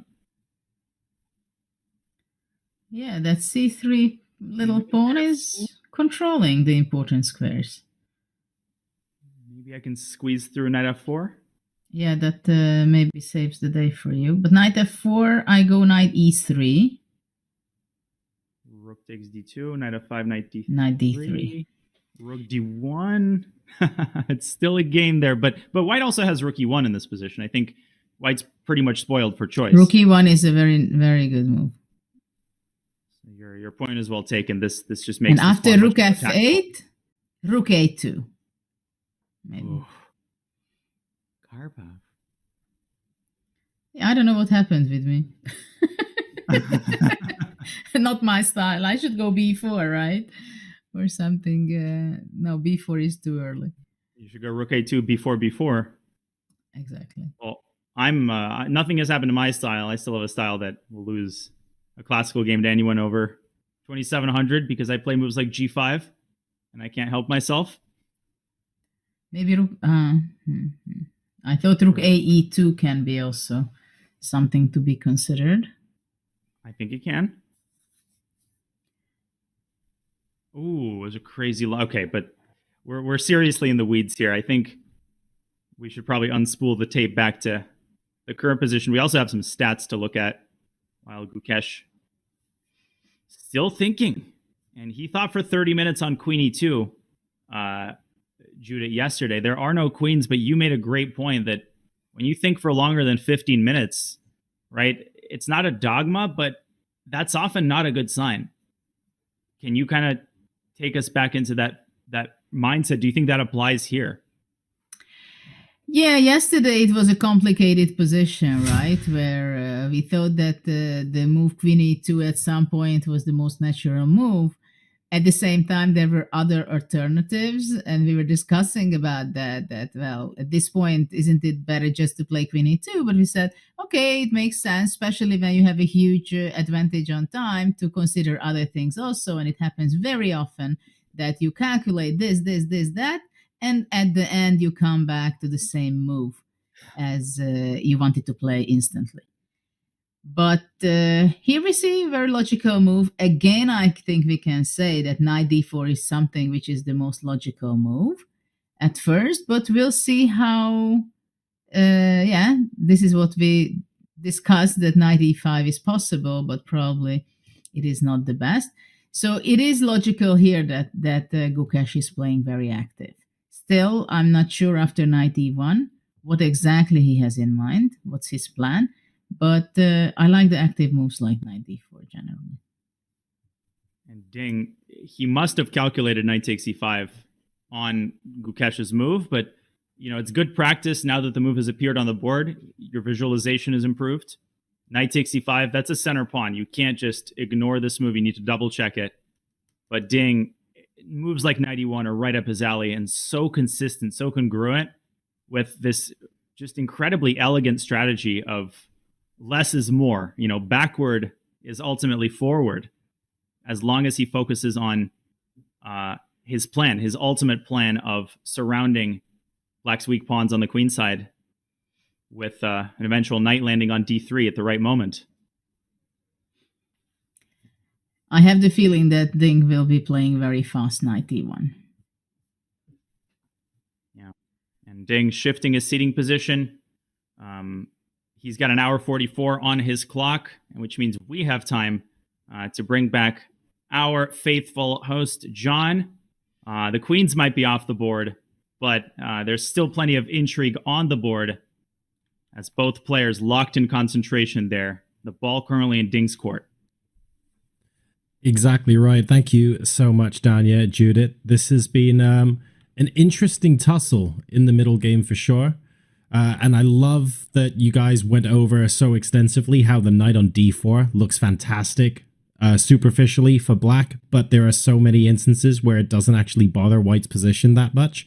It feels like, compared to yesterday, there are a lot of positional subtleties and long-term plans at play today, whereas yesterday it felt more like more like a bazooka to the face. Sometimes we had long things followed by blitzes of moves and really concrete tactical ideas. Judith, it feels like a little bit of a different style today overall for people who've watched both days. Yes, it is a different, very different kind of game today, but it also makes a difference who plays with white or black. I mean, Gukesh is the kind of young challenger who likes to give everything all in every single game, and he's playing he can play very tactical but straightforward. He has his strategies. He's not shying away from tactics and calculation and sharpness of the game, while Ding has more of a positional style in generally. And this in game 2 he chose the very solid opening. And this is why we are having a much more solid game today, because his strategy is that he doesn't want to make it too sharp. He wants to play a very solid, very quiet game today. He tries everything he can. He tries to torture a little bit his opponent just to give the extra pressure in game 2, but it's not necessarily that he has to win at all. He just wants Sure. to get this little unpleasant things today against Gukesh. And so far he succeeded, I believe, because there are more dangers for Gukesh right now than for Ding. But still, the game is pretty balanced, but I would rather play it with white. Gotcha. And Danya, I'm going to throw some off the chessboard analysis your way. And full disclosure, this is something that Judith and I discussed off camera before you joined this morning. So I want to give Judith credit for having this conversation with me earlier. But it's interesting that, like, I want to say it's almost normal for pushing for a win with white and trying to get draws with black, right? If you're thinking about match play scenarios, your very traditional kind of approach. Do we think that a lack of match play experience here might encourage Gukesh to say, if there's a way for me to go, swinging every single game and I just want to play for a win all the time, that could serve to his disadvantage later on in the match? Or do we think that despite not having played one of these matches before, actually his approach to this is just as mature as someone who's done it day in, day out? How are we feeling about that? Well, I think he is essentially defining the approach of his generation, and it's also an approach I think quite handily and successfully put into practice by his compatriot Arjun Aragaisi, which is, in short, not to force matters with black. I mean, he's an e4, e5 player, so he's okay with a solid position, but at the same time, if you've got a 50-50 situation where you can play a dead drawn endgame or go for some intrigue, he will usually choose the latter. I mean, you don't score 8 out of 8 in the Olympiad. You don't go on these crazy win streaks unless you win a lot of games with black against strong, solid grandmasters. So he lets the game come to him, but he is absolutely not against taking a serious risk and unbalancing the position. He showed restraint, John, in this game. He didn't play bishop b4. So far, he is showing that vaunted maturity and poise, but he'll need a lot more of that because he is far from done. His defensive task might just be getting started here. Exactly right. Ding very willing to torture, and Gukesh very willing to seize any small advantages, but it might be on the defending side here in game number 2. At least that's how things currently look. Folks, we're going to go to a quick break now to top up our teas and coffees. But when we come back, there will be more action from the Fide World Championship 2024.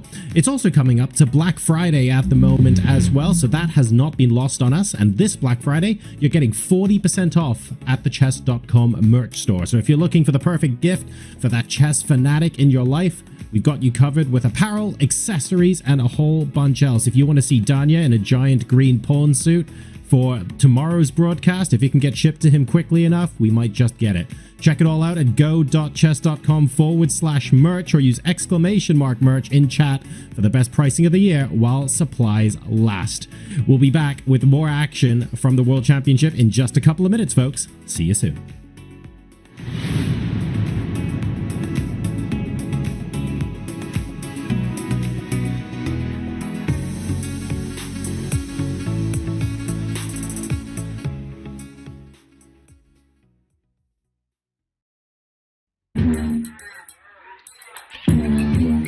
Gemini, can you help me plan my 3-day vacation?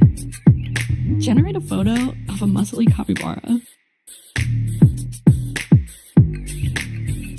Explain the concept of supply and demand with OpenStax.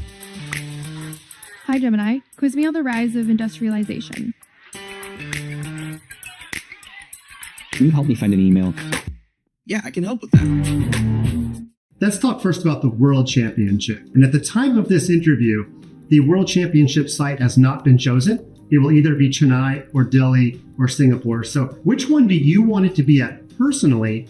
And the second question, which one do you think will be best for Gukesh? Okay, so ideally it should be in a neutral venue so that the players don't feel the pressure of playing in front of the home crowd. From that sense, Singapore would be ideal for both the players. But from the perspective of the game and the popularity, the India chess is growing leaps and bounds in the last decade. So it will, if we can have the World Championship happen in India, either in Chennai or Delhi, and if Gukesh manages to win, it will be amazing for Indian chess. So in that perspective, I would prefer to have it in Chennai or Delhi. And would there be a difference between Chennai and Delhi? I mean, obviously Chennai is where Gukesh is from, yes, and where you're from. Would Chennai make it even bigger than Delhi, or are they both just going to be so extremely huge no matter what? Yeah, no matter what, if it is Chennai or Delhi, it's going to be huge. There's going to be huge media attention. But in Chennai, the pressure will be immense on Gukesh. So in that sense, probably Delhi would be my choice. Let's say it's a neutral site. How do you rate Gukesh's chances? No, I don't think the match results hinge on the choice of the venue, whether it's going to be Chennai, Delhi, or Singapore. I don't think that's not going to be the critical criteria. I think the way Ding has been handling pressure and handling the competition in the last few months is not very promising, to say the least. So he seems to be under tremendous pressure psychologically. So if he manages to deal with it well and regain his old form, then I think he'll be the favorite, but irrespective of the venue. But if he does not manage to overcome the barriers he's currently facing, and irrespective of where it happens, it will be like a one-sided match in favor of Gukesh.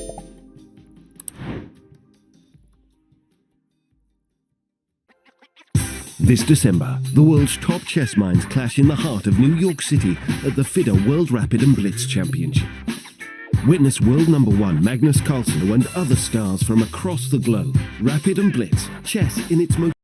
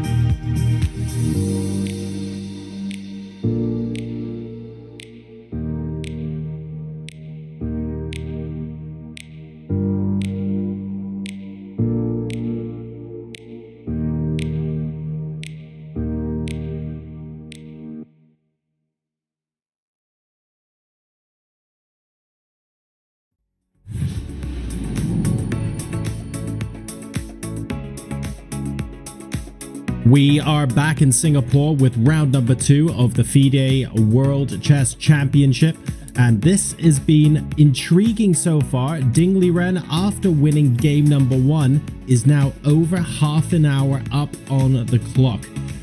It's been very interesting because in game 1, I think it's fair to say a lot of the chess world were banging the drum of a Gukesh victory. Ding Liren hasn't had the strongest year. He's had quite a tough year, if we're being perfectly honest, and this perhaps illustrates some of the history just a little bit better for those of you watching at home who might want to take a little look on how the World Championship has gone or how it's being set up. Over time, as you can see, Ding with the red line there, dropping nearly 100 points in the last year, and Gukesh has just been on the ascendancy. 5.5, dropping nearly 25 rating points at Tata 2023, and another 20 at Tata 2024, before slumping to 3 out of 10 in Norway chess. It's safe to say Ding hasn't had the greatest year, and on the ascendancy here is Gukesh, the 2022 Olympiad, gaining a bucket load of points. He did have a little bit of a slip at the Isle of Man, but then look at what happened at the 24 FIDE Chess Olympiad, climbing up almost to 2800 strength with that unbelievable performance. And that was the last major event heading into the World Championship as well. So contrasting fortunes there, but a couple of things to note on this graph. Judith, at the end of the day, Ding Liren, Gukesh said he was expecting peak Dingley Ren in his interview yesterday. He's not looking at that graph. He's not looking at the historical slump. And the results over the board suggest that he was absolutely right to do that. So can we even read into any of these numbers? Well, rating is the basic evaluation and how we can evaluate the players from outside. But of course, also professionals, we do look the rating progress for some of the players, even though we know whether some of the players are really, really good. So it's not only the rating points, but also the quality of the games, which shows a lot.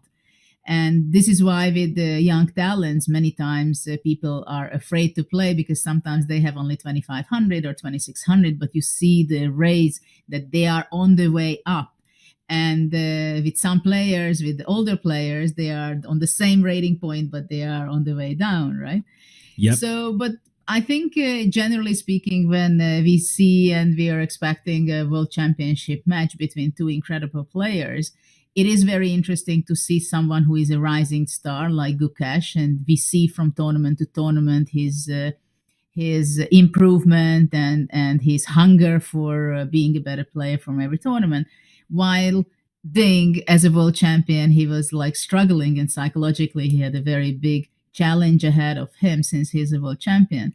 So while Gukesh is rising and he's looking what is the highest he can reach, Ding right now, he knows exactly the whole experts. Everybody knows that when he was in his peak, he was really someone of a material of a world champion by his knowledge, his determination also, and his play, his creativeness, and everything what needs to be for such a level. So, of course, rating is important, but it's when we come to a world championship match, there are much more layers to it. Right. And to add another layer to it and to throw a spanner in the works, Danya, of course, Ding lost a lot of points in Tata Steel in 2023 and 2024, both events where he beat Gukesh over the board. So the numbers alone don't tell the full story.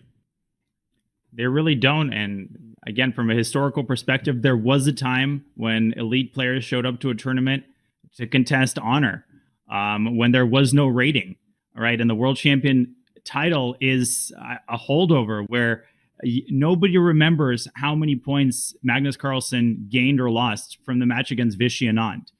They remember that he won that match against Anand, and he won that match against Caruana, even though they made 9 draws in the classical portion and Magnus lost rating.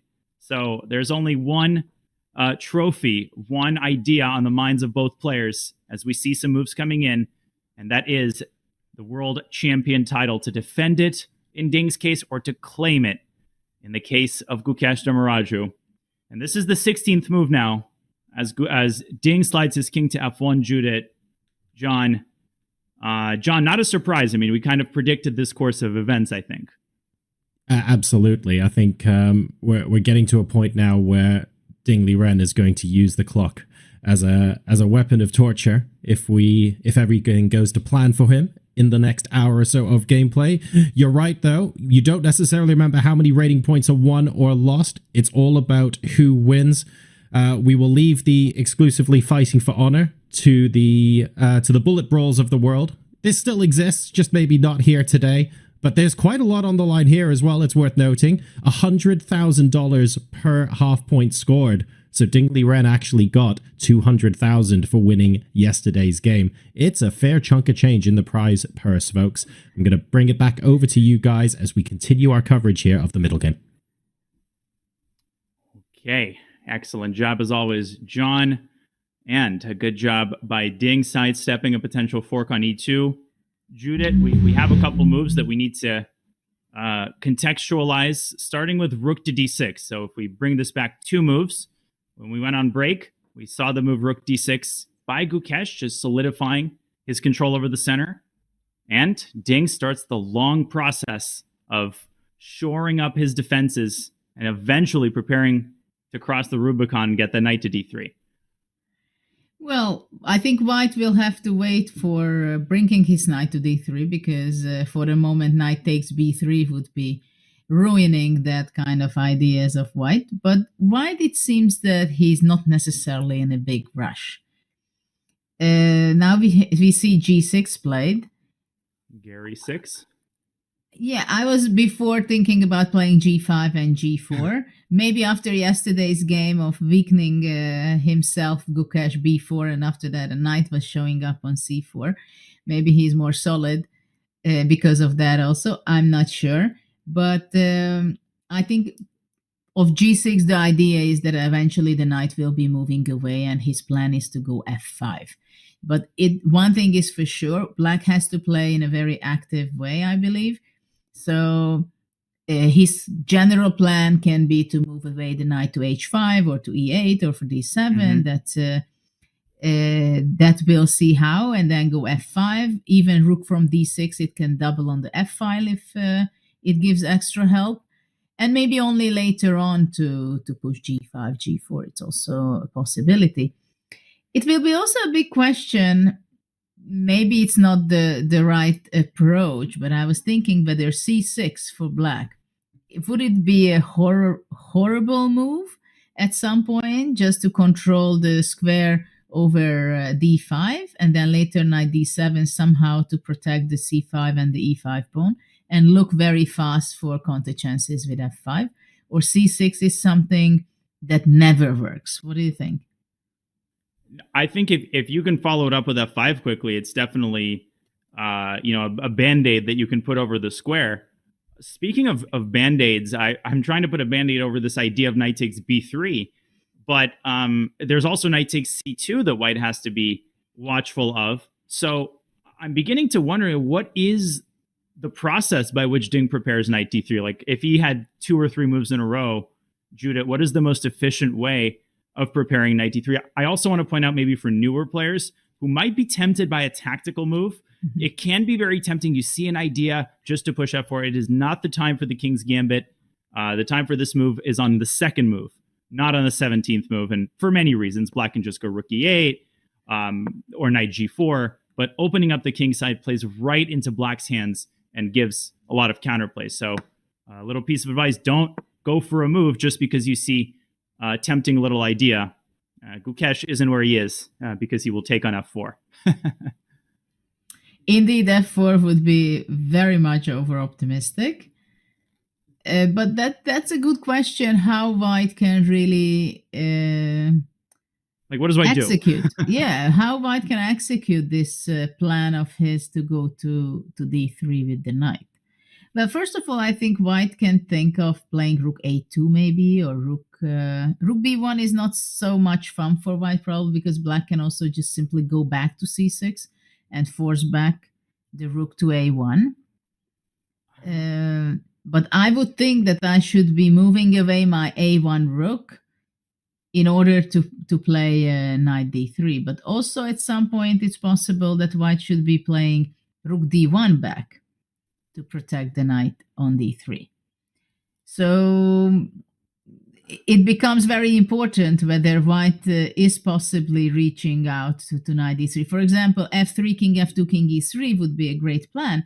But I'm afraid for white that black can move away the knight from f6, let's say simply to d7, king f2, and he's also f5. played king g1 to f1, right? So if he wanted to do that, he could have done that also by saving a tempo. That's true, and you don't like to throw away tempos, right? I mean, I unfortunately do that a little too many times. I had this crazy idea, but I don't even want to say it. It'll get me kicked out of whatever Soviet chess camps I would get invited to. Otherwise, to push b4 in some cases, to go like rook a, b1, and b4. Again, the Dvoretsky, 2% Dvoretsky inside of me is screaming, don't say it. But maybe you can target this backward pawn on b7 in some cases.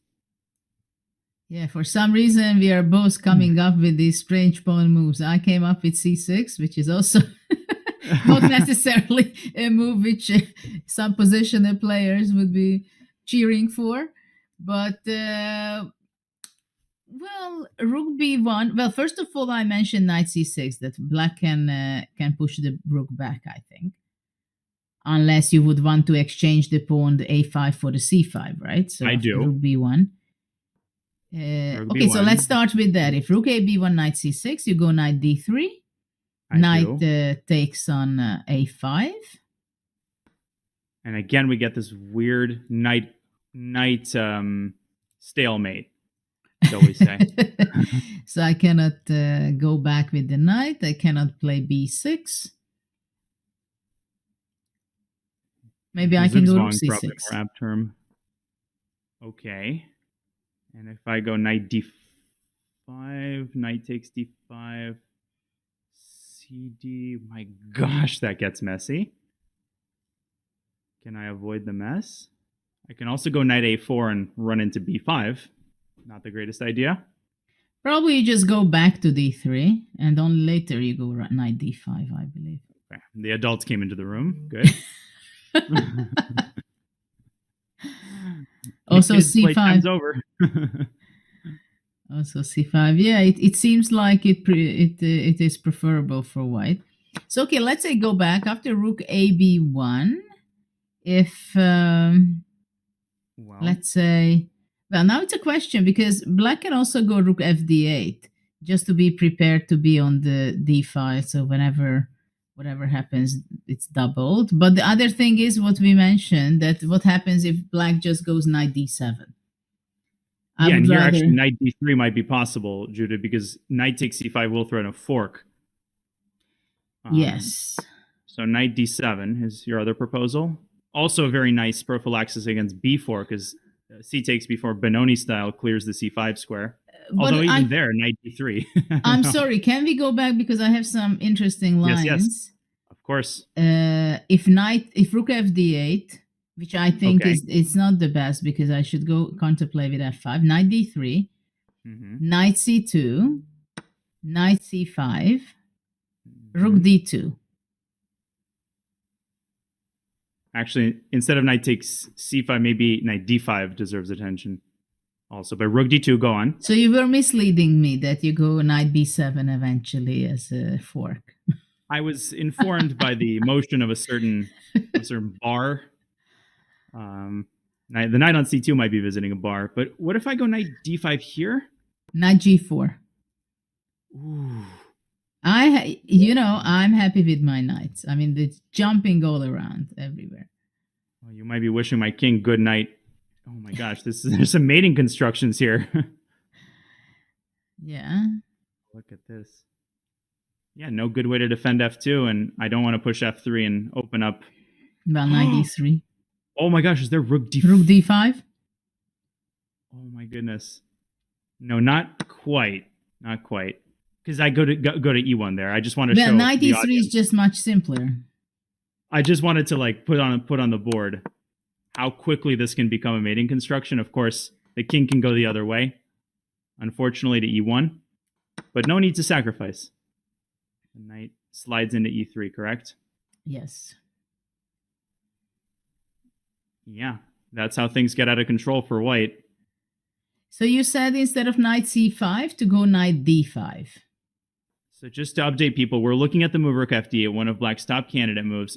If Ding plays rook ab1, now knight d3, knight takes c2, entering the tactics, and knight d5, exiting the tactics.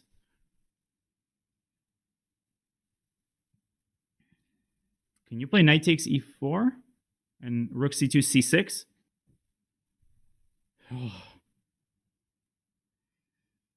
It's still 5:40 a.m. It's too early for this. But then f3, I think. At which point? Rook c2, c6, f3. Knight g5. Knight c5. And your point is there, knight b7. Knight b7. So takes first, c6. f3. Crucial move.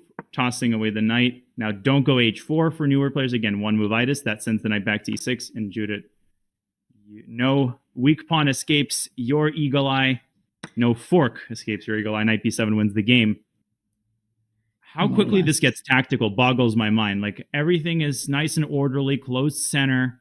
But closed center positions have tremendous potential energy, right? It's like the moment things start opening up, it's chaos on the board. Yeah, in a flash of a second, it can be. Absolutely. So rook b1 is... likely is this? Rook ab1, in your opinion? Well, it's a very logical continuation because eventually Ding wants to go knight d3. I mean, that's what he's aiming for and does everything in order to reach that square with the knight in the last three moves, right? Rook dc1 moving away, playing knight e1, king f1. Everything happens in order that he will be able to play knight d3. Let me ask you this. If he plays a move like f3, what actually is Gukesh's next move? Is it knight d7 or is it c6? What's the bigger priority? Let's say it's black to move here. To be honest, I don't like c6. I brought up this question, but I don't like c6, generally speaking. For some reason, I think it's a very, very risky move. And there is no way back. I would think that Gukesh has in mind activity to go knight d7 and f5 to get ready for counterplay. Sveshnikov style. Yeah, and he's justifying the placement of the rook on f8. We, of course, had that moment where he played rook a to d8.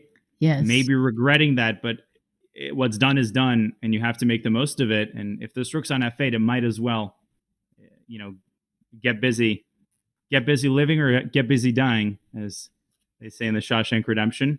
You might get the redemption of the rook on f8. Yes, of course. And I think in this position, black has to play actively. That's the only way to do it. So on Ding's radar, rook ab1. Of course, knight d3 had to be calculated. And, even after knight takes b3, I briefly flirted with trying to trap black rook on d3. It doesn't work. White's pawns can be collected. Yes. White has too many weaknesses after that. I mean, there's other moves. There might be moves we haven't even mentioned yet, like knight d5 right away, that might be taking some of his time. Doesn't work.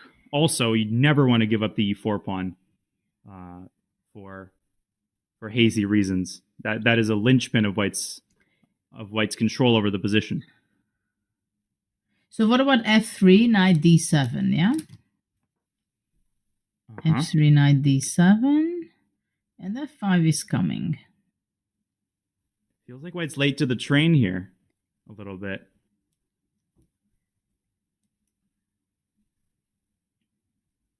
Doesn't it? Because knight d3 still doesn't work. Okay, knight d5, f5. Yeah, everything becomes tactical. And who's he better? Takes f5. I might take black here, actually.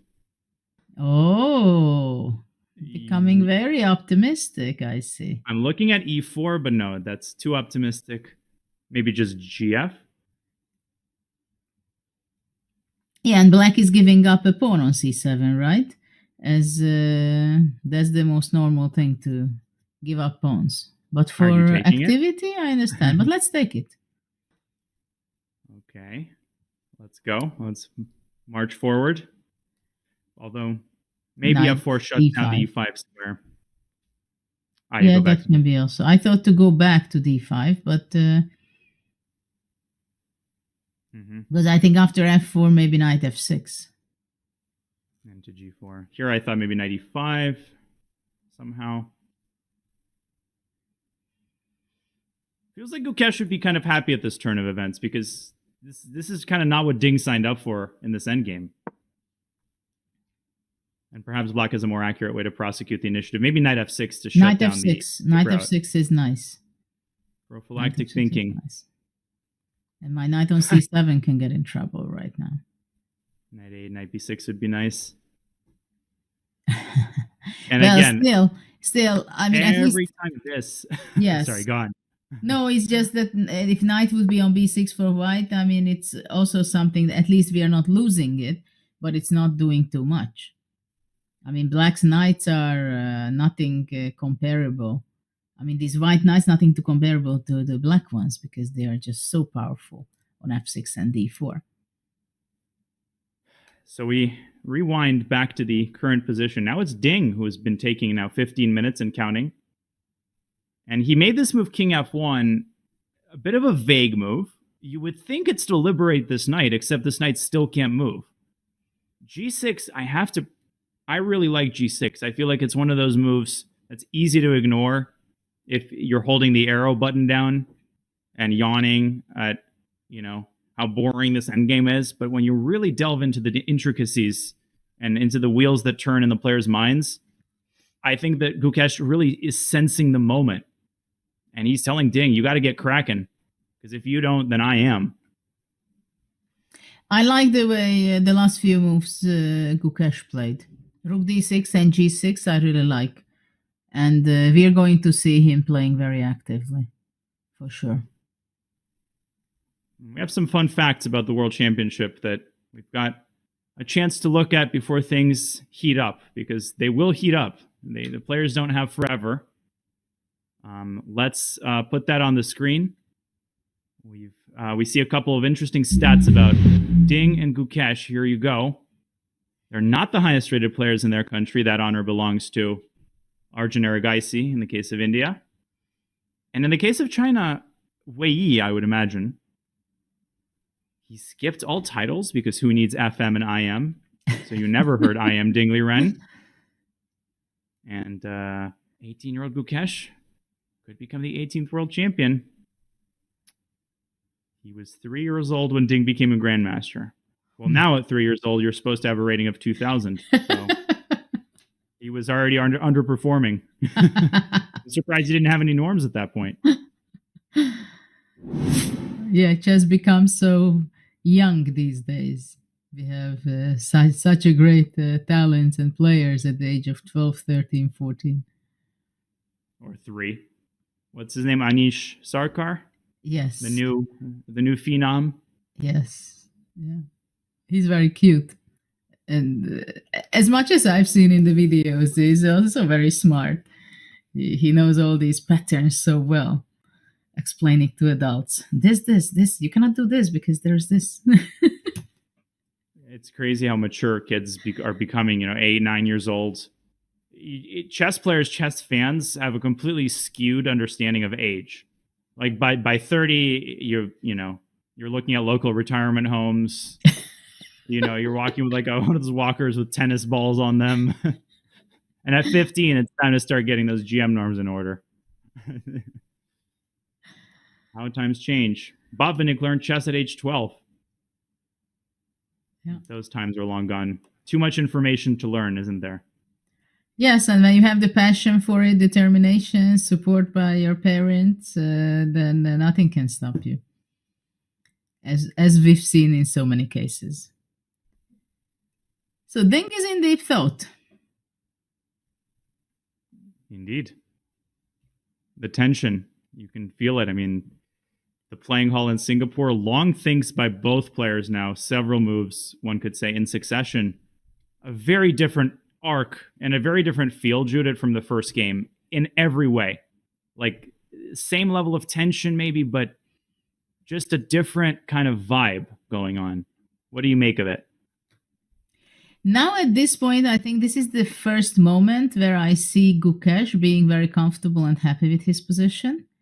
And I also have the feeling that this is the moment where he thinks, okay, this is going to be a tough game. I try my best. And I think it is crossing his mind that he's playing for 3 results. Indeed.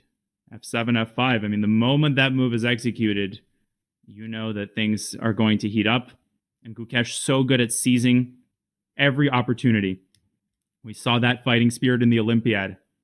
Right? He had some games that he won, which he had no business winning. And he only won them because he is Gukesh and he is trying to normalize this just incredible process of squeezing a win out of just the tiniest opportunities.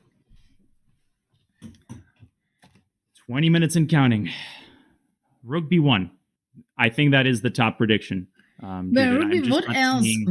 I'm just wondering what else is possible to consider with white. I mean, if F3, that's kind of admitting that I didn't play F3 before, right?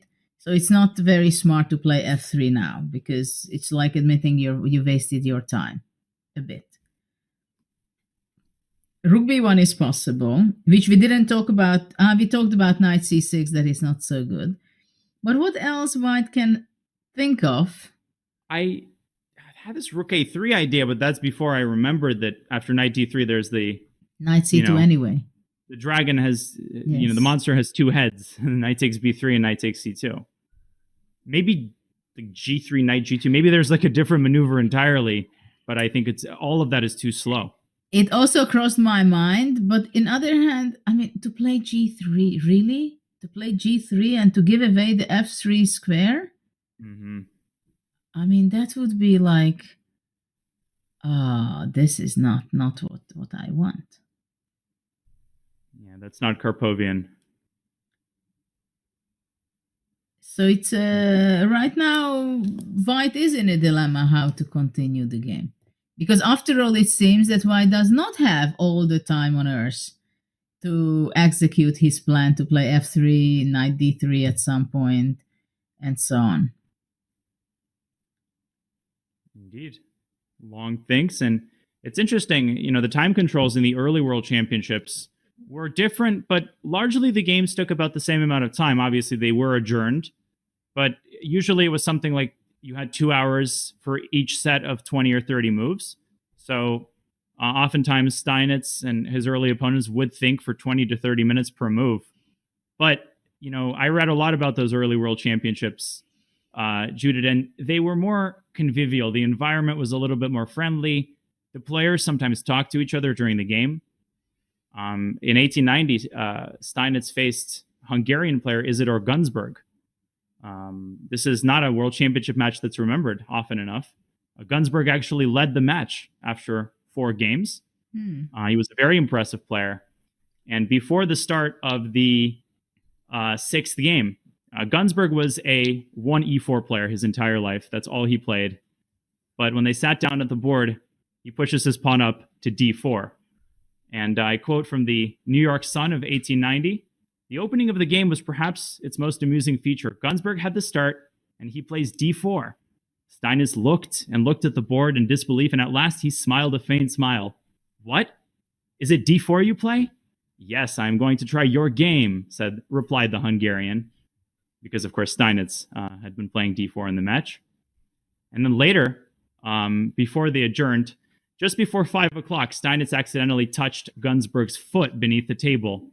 In his abstraction, instead of uttering the customary form of apology, he exclaimed "Jadoob," which is the prescribed formula when a player touches a piece for the purpose of adjusting it simply. 1890, December 21st. All right, Ding. I've read my customary Steinitz quotes. Let's see him move. I'm kind of worried for white, I start to like it more and more with the black side. I somehow continuously told that f5 will be the move, but somehow with the preparational move of g6 supporting f5, it's a whole different story. He came back to d1. D1. And indeed, my old coach Gregory Kaidanov, he would call these moves "I'm sorry" moves. No, it's not exactly the same. Original square. No, but I'm sorry, it's not the same. It's not admitting that rook c1 you're was not the bad. same? It's not the same because I have my knight on e1 already. Yeah, I mean, when he moved the rook from d1 to c1, it was to prepare knight e1. Yes. There's like a name for this technique, and now he shuts the door back. He opens the closet, and now he closes the cupboard. Of course, the question is that, if he's planned to go rook d2 and maybe double on the d file and then go to knight d3, for example, or so knight d7, I guess, would be the litmus test. Yeah, but actually, knight d7, rook d2. Okay. Wait, but no knight d2.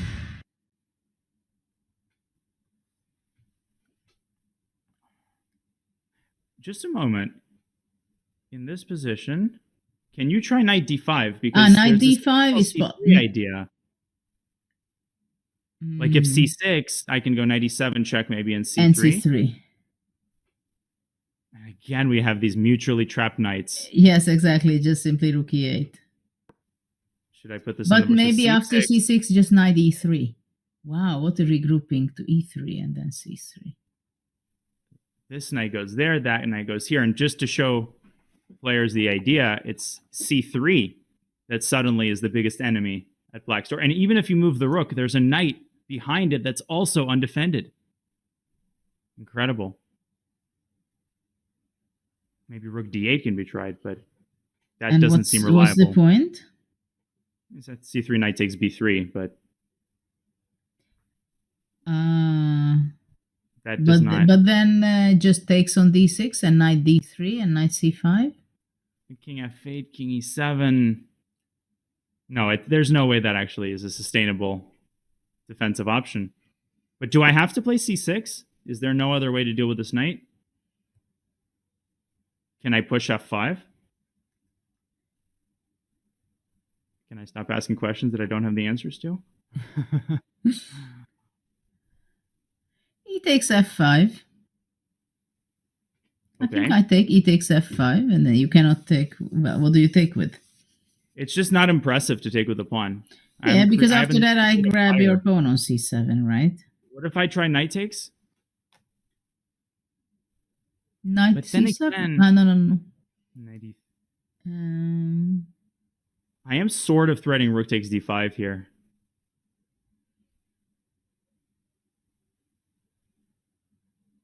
Perhaps a positional move. I mean, we had a similar situation, Judith, I think, in a different line, where the knight from f3 dropped back to d2. yes. So that's one option. So we're going to see a move very fast, I think. Lukash is ready for his next move. Is it knight d7? That is the natural follow-up to g6. Or will he amend his strategy based on Ding's last move? Is it fair to say, Judith, that rook d1 is aimed at discouraging knight d7? Is that the main idea? I think generally rook on d1 stands better now, because on c1 it was very passive. It was just serving the plan of knight e1. But knight rook d8. d8. I also thought he played knight d7.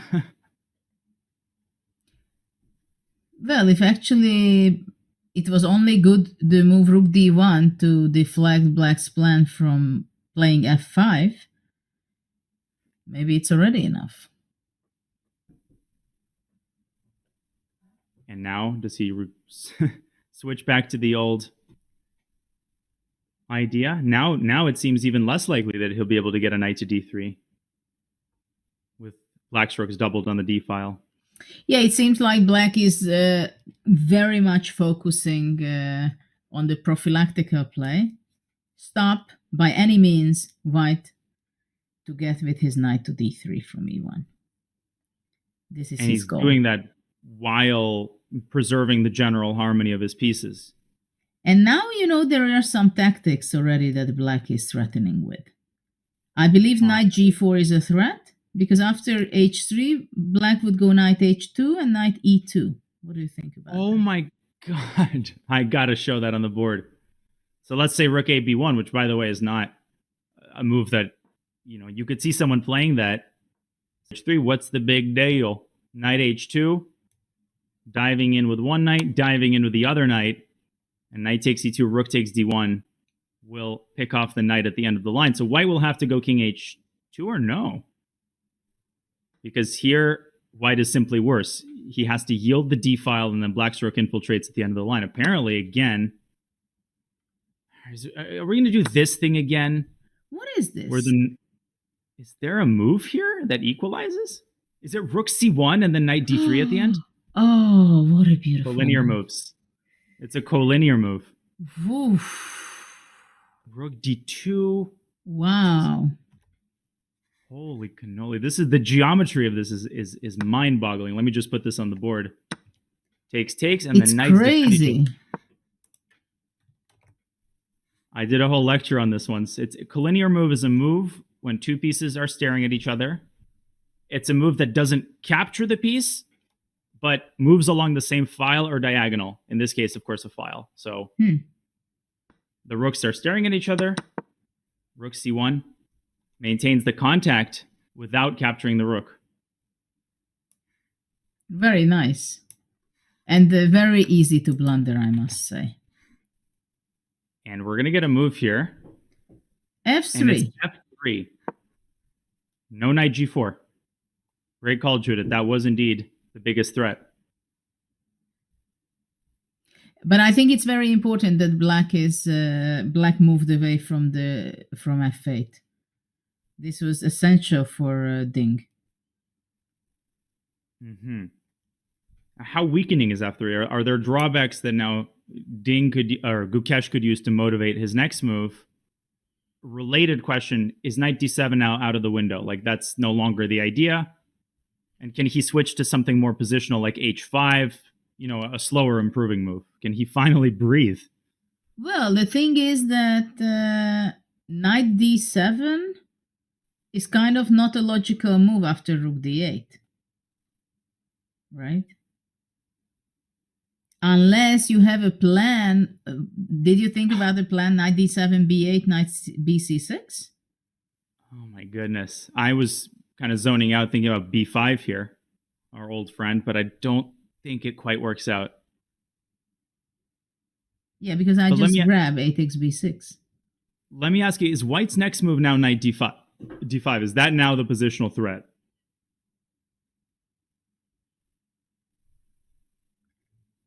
I think it is. I actually think knight d5 is a very nasty prospect. A very nasty prospect. I think so. So preemptively moving the knight back might serve the purpose of that white's move knight e1 did. It's like a mirror image, but it might not be as effective. No. Gosh. Man, this Capablanca would be very happy to spend 17 hours analyzing an endgame like this. The endgame masters of the past, the complexity of this position is wild, Judith. Yeah.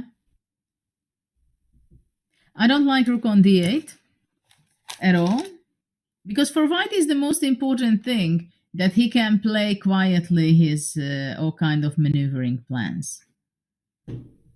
So if black is not reacting in any concrete manner, it means that white is doing very well, because black will always have more mines around to step on. Because that c5 pawn stands there forever, unless it's going to be taken. But it's something to watch after it. Amazing to me just visually how white has played around this knight on d4. He hasn't, tried to kick it away at all costs. He has simply worked around that knight, circumvented it with a series of incredibly skillful maneuvers.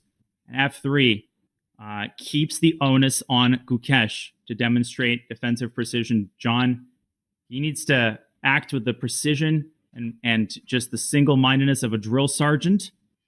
And we got our very own John Sargent to direct traffic from here on out. Take it away. Goodness gracious. I'm not sure I can follow up from that. Thank you very much, Dad. Yeah, this is getting very entertaining, and some of the lines that we're analyzing have frankly been really sharp. But I think the question I'd like to offer, and actually one that I've been asked on social media as well, Judith, we've seen f3 on the board here, and to the untrained eye, that looks a little bit strange after king f1 was played earlier, because you might be asking why do that in two moves when the king might eventually be going up to f2. Could you shed some light for some of the club level players who are watching, wondering why f3 was played after king f1? Well, actually, the story is, I believe, that king f1 is the reason it was done, because the vulnerability on the square e2 is very important. And f3 was played in the last move, not at all because white wants to bring it to the king to f2. The reason white played f3 is because he wanted to simply defend the e4 pawn. So the knight on c3 gets ready to jump into d5. and the e4 pawn is simply protected. So it will be easier to do so, or jump to a4 and attack the c5 pawn. So previously we were discussing that, of course, the plan could be for white to play f3, king f2, king e3, but I think Ding simply has a different plan. He does not want for quite some time to bring up his king to e3 because he thinks on f1 is just more stable. And probably having the king on f1 is also not necessarily a very concrete thinking that immediately knight e2 will show up, but it can be also a very strategical long-term thinking that simply the king stands better, it's more closer to the center, and just in case, never ever black can think of a nasty kind of knight e2. For example, here, if the the rooks are doubled, if the king would be on g1, so maybe this was the other idea, to thinking ahead that he brings back his rook to d1, and it would be not possible because knight e2 check would be some tactics. So Ding is very prophylactical in this game. Okay. Oh, thank you so much for that, Judith. So when we're looking at these sort of moves, and it looks to the untrained eye like king f1, f3 might be related, they were really solving two different problems in the position, and that in the long run, the king on f1 might actually stand Ding in better stead. Really appreciate that. Quickly before we head to a break, though, another king move has been played. Danya, king g7 is now on the board.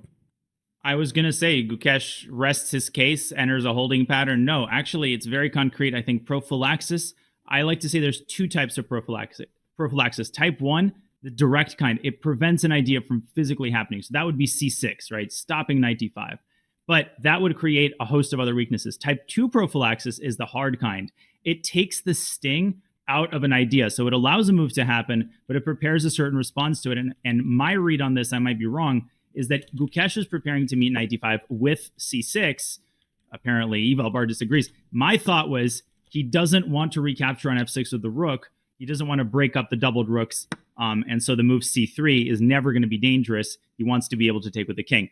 Maybe there's a slight variety of this, but king g7 is an indication that he's happy with the construction of his rooks and minor pieces, and he wants to bring that monarch into the defensive effort. Super high level chess, John, from both sides here thus far. Love it. We're getting things set up to play what looks like could be a very, very complicated endgame indeed today in day number 2. We're going to go to a brief break now before coming back to the action. But before we do, chess.com as a game changer is thrilled to support a fellow game changer in ChessUp. These guys are the record-breaking company taking the gaming world by storm with the brand new ChessUp 2. It's a physical electronic board that syncs directly to your chess.com rated games, which you can then save and analyze on chess.com. It's got built-in Wi-Fi, it's touchscreen, touch-sensitive pieces, nice, and a lot more. ChessUp 2, it supports beginner players, or if you're in training, or just casual games between friends and family. And because it's Black Friday, you can save $70 on ChessUp 2 now by heading to go.chess.com/ChessUp2, or simply use !ChessUp in chat to unlock this offer and take your game to the next level. We're now deep into the middle game, looking at endgame construction and how we want to be playing this out in the 2024 Fide World Championship. We'll be right back after this break.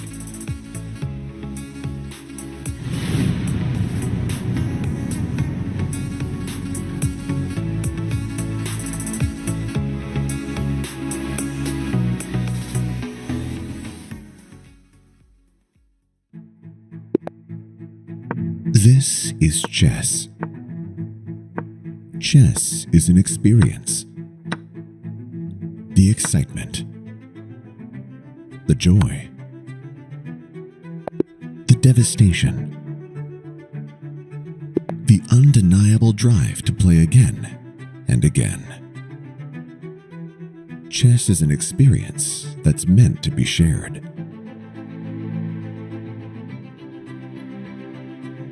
What if you could experience chess in a completely new way? On a real chessboard with the power of AI at your fingertips. This is ChessUp 2.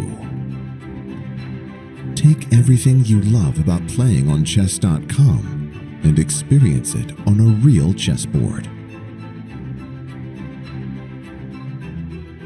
Play a blitz match against a random online opponent.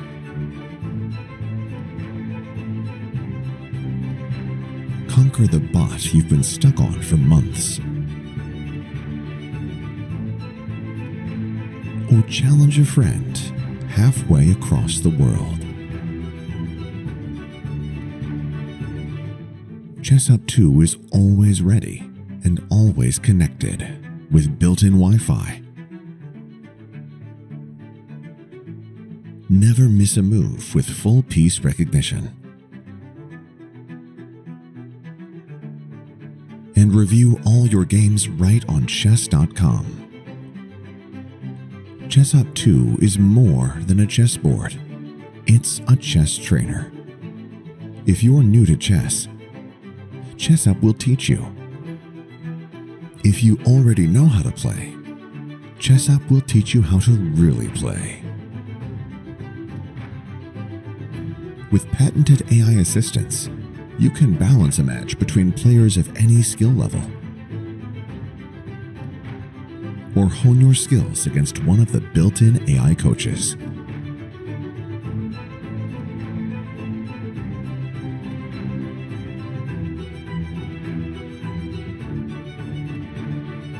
The makers of ChessUp 2 are the same team behind the original ChessUp. The best-selling smart chessboard in the world. So whether you're a beginner who wants to learn and improve while you play, or a chess pro who wants to go deeper into the world of chess,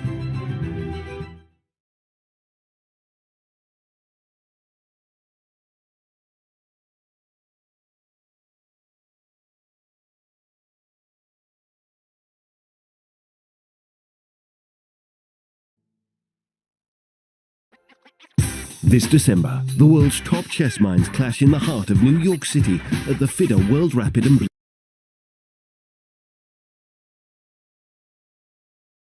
more than a chessboard. It's a chess trainer. If you're new to chess, ChessUp will teach you. If you already know how to play, ChessUp will teach you how to really play. With patented AI assistance, you can balance a match between players of any skill level. Or hone your skills against one of the built-in AI coaches.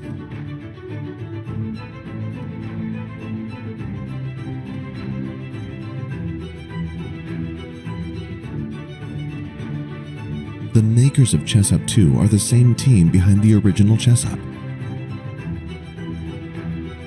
The best-selling smart chessboard in the world.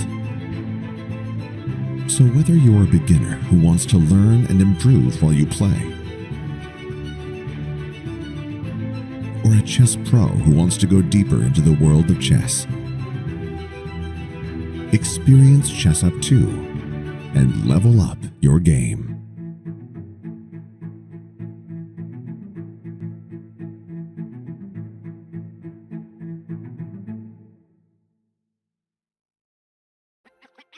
This December, the world's top chess minds clash in the heart of New York City at the Fide World Rapid and Blitz Championship.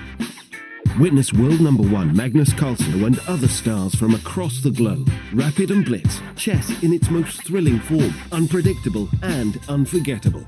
Fast moves, tactics and blunders, and moments that will keep you on the edge of your seat. Witness the pinnacle of chess excitement. Get your tickets now at worldrapidandblitz.fide.com.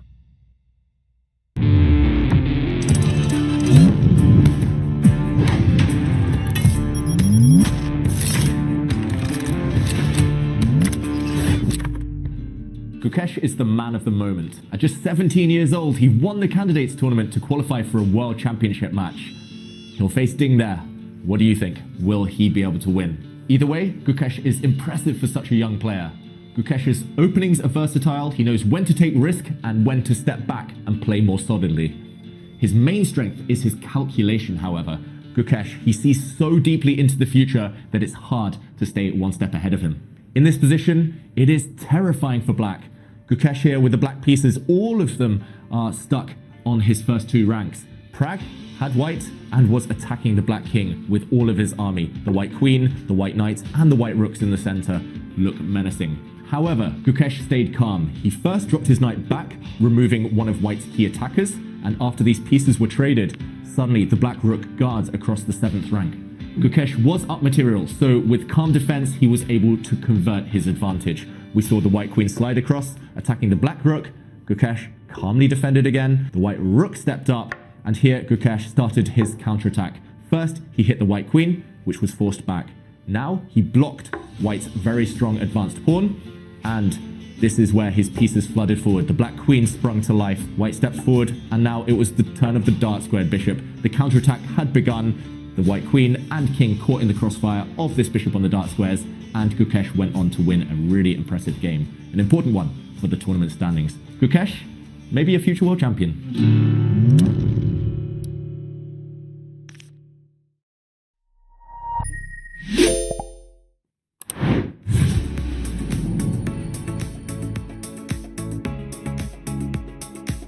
Welcome back to game number 2 of the Fide World Championship. We are deep into the middle game now, as both Ding and Gukesh are calculating what the end game potentially looks like and where their threats are. This has been absolutely entertaining so far. Daniel, I want to highlight something that you and Judith have been doing so well.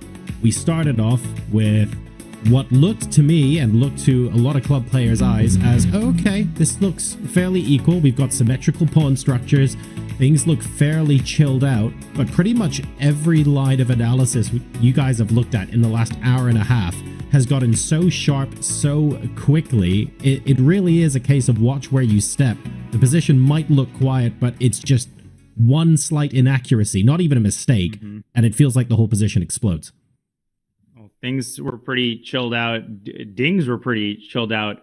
The opening seemed to go in his favor, kind of a mirror image of yesterday when it was Gukesh who felt ultra confident and had the big time advantage out of the opening. Here, just like Ding's GM title, skipping FM and IM, we went straight into the end game. But now look at the clock. It's starting to equalize. The body language, I try not to over rely on it, but you can tell Ding maybe a little bit less comfortable. And what's the upshot of all these beautiful tactical lines that we are delving into? It's that this is not the 2-result game that we thought it might be. Gukesh has done such a skillful job of arranging his defensive forces. Moves that seem natural on the surface are in reality suffused with tremendous amount of depth and the product of deep calculation. And the ball is now in Ding's court, I think. So we will shortly find out what the structure of this endgame is going to look like, where the two players are going to be able to create imbalances and apply pressure to the other. We move forward with the next segment of our broadcast. Judith Polgar, Daniel Naroditsky, take it away. Thank you so much. Judith Polgar, take it away. Well, I was just wondering when you were describing that we entered into the end game, that sometimes we have this debate between chess players that is it an end game or it's a middle game without queens? Because there are so many depths in it and details and lines and calculation that I'm not sure it's so much straightforward. We can say it's an end game. There are a lot of maneuvering going on right here.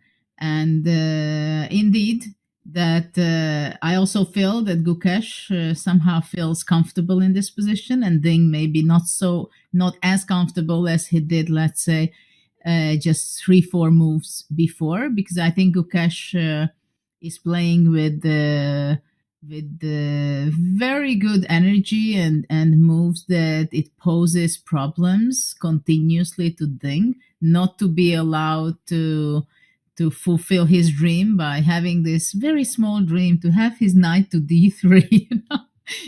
It's only one move, but somehow Ding is struggling to achieve this. And basically this knight on d4, which is the most active piece for black, and now that he doubled on the d file, everything is around this. So basically this is the whole game right now, going around that can white play and place his knight on d3 safely, securely, and possibly after that another knight on d5, or not? Because this is going to be the big question, whether white can really go for a winning plan, or is it just very balanced? Such a tyrant, this Gukesh. He won't even let Ding complete his maneuver at a world championship match. The gall on the 18-year-old challenger to just set up these tactics like knight takes b3, and this battle has been dragging on. Can the knight get to that square? And I think it's important to paraphrase, I think, Nimzovich's famous phrase. He said something like, true masters know how to celebrate small victories during the game. Not literally, but of course, figuratively. You prevented an idea. You improved your position a little bit, whereas your opponent seems to be kind of standing in place. You know how to use that to fuel the confidence to keep outplaying your opponent. White might still be a little bit better, according to the eval bar, but it feels like the momentum has shifted subtly. Maybe a sign that Ding needs to take more decisive measures along the lines of knight d5. Is it time to press one of those buttons if you're Ding? Yeah, I was just thinking in the meantime that is king f2 a possibility for white generally, if he would be willing to do so? And is it something that he's aiming for? Oh, and look at the timing. He's just played it. That is unbelievable, Judith. That is unbelievable. He just played the move king f2. Yes, because it's not so easy to make a move, right? So first of all, you have to make a move. You're not blundering anything with white. Secondly, you want to improve your position, but it's tricky. But for example, if the black rook would be standing on d7, the d8 rook on d7, then knight c2 would be possible. So there would be a tactic there. Can I propose a move? Rook 8 to d7? Yes, this is what I was just hesitating. So we can show that if white is just making whatever move, rook a b1 or h3 or whatever, knight c2 is tactics which is a problem for white, because knight c2, rook d2 check, and when the king moves out, you go rook takes c2, and it's important that the rook is defended on d7, right? So this way, with the f6 knight is defending the d7 rook. And a king e3 gets checkmated. I'm like the project partner. I let my partners do all the work, but I put my signature at the bottom. Yeah, king e3, rook d3 mate, and rook takes c2 Judith. This is why you put the rook on d7 on a protected square. Now, after rook d7, this might be the ultimate impetus for white to go knight d5. And one drawback of rook d7 may be that c6 runs into knight b6 with tempo. And also that you take away the square from the knight if it's needed. So knight d7 is no longer possible. Yeah. Black's piece is a little bit bunched up in the center. And okay, in the World Championship match, you don't play for tricks, right? So, to that note, now rook d7, I would never hope that something like this was missed by Anand and Carlsen. Remember that famous mutual blind spot? It was a similar type of tactic with I think it was a knight capture. My question, Judith, though, would be a move like h5. What is white's next move if we start playing this game of chicken? Like h4. I think actually king f2 might have been also a prophylactical move. At some point, knight f3, knight h2 check was also there. So I think there are a lot of tactics going on. I like very much h5, by the way, because it's somehow a very nice move. It can go forward h4 possibly for later stage, and knight h5 creating this opportunity for the knight going to f4. And this is what's happening, because in the last 5 moves, let's face it, white was not making a great progress, while black did, right? Black played g6, he played king g7, he brought his rook to d6, the other rook on d8, so he's getting more forward with his pieces. And h5 would be also another move, which seems to be something that I like to play. The question is what white... I mean, eventually white has to make some action. I mean, white has to go knight a4 or knight d5. Cross the third rank with one of his pieces. Yeah. So what about knight a4? Can I go there? Knight a4. Do I blunder anything? I don't think so. Knight c2. Knight c2. again this knight c2. Knight Yes, c2, because and I rook have to just- take on d6. Uh-huh. So But first I'm a not little sure. bit Let's pink. see. Knight c2 takes. So rook d6, Mhm. but in the end I take on c5, and these are forked. Yes. So So let me maybe just this show is not board. good enough for black. As I put it on the board, I want to just reference Magnus said yesterday something very important, that Gukesh, he doesn't really play by feel, right? This is why Queen E2, he hypothesized, took him so long. He calculates his way through the vast majority of moves. And so maybe this partially motivates Ding's move King F2. He isn't necessarily specifically setting up an idea, but more so maybe just like pressing on one of Gukesh's sore spots, like his time management, trying to get him to spend another 10, 15 minutes on a potentially not super decisive moment. But Judah, just to complete this line, is this a draw? I think black is doing very fine. I go h4. Like h4, yeah. h4. I mean, if you Hello. put your king on f1, maybe even h3, but my plan was to go knight h5 and knight f4. The slowest pawn march of all time. You're going to get mated 7 ways to Sunday by the time you promote. So where did we come from? We came from Knight a4. Knight a4. What about knight d5? Yes, other- knight d5. The other knight jump. That's the more logical one that eventually white has to make. Is there a move like threat that. though? Because knight c7, again, there will be knight c2. Well, Like, what can about black take c6? What about c6? Mm-hmm. Knight b6, knight c2. So you have to go knight f6 or knight Yeah. e3. I mean, you can go knight e3 if that's the point. But let's say I play consecutively and now king f6. Mm-hmm. And this is why he played king g7, of course. And what has white achieved? Knight d3, knight b3 again. No, but maybe here rook ab1. Knight c2 is threatening, sorry. h5 played by Mr. Gukesh. And played not without taking too much time. Great time management there. Knight Yeah, c2. again, knight c2. Jeez, what a sticky idea. Can we just get our king, I was going to say, back to g1, then knight e2, king f1, then this idea becomes the thing again. Yeah, somehow for white it's not easy to make a progress at all. Rook d3 I cannot go because knight c2. Tactics, they seem like cheapos, but they're surprisingly sustainable against Rook almost all of d2. white's moves. Rook d2? In this position. Yes. Okay. Your next move is probably to double. That's my plan, yes. And what if I set up a mass trade? Okay, I go rook d1. And we do have, by the way, Maurice live in studio. So just very quickly to tie up this line, knight e6. I think we'll have a Knight chance d3. to evaluate Finally, knight knight d3, celebration. But you okay, go and knight knight f4. So no Draw. celebration. Let's give the word to Maurice. A round of applause for all the pieces getting traded. And on that note, Grandmaster Maurice Ashley standing by live with Mike Klein, our very own on-site reporter. Take it away, Mike. Thanks, guys. We're here with Grandmaster Maurice Ashley, who's the master of ceremonies for the 2024 World Championship. Now, Maurice, you've done this before in 2021 in Dubai. Do you think you're going to get as exciting answers in the press conference as you did back then?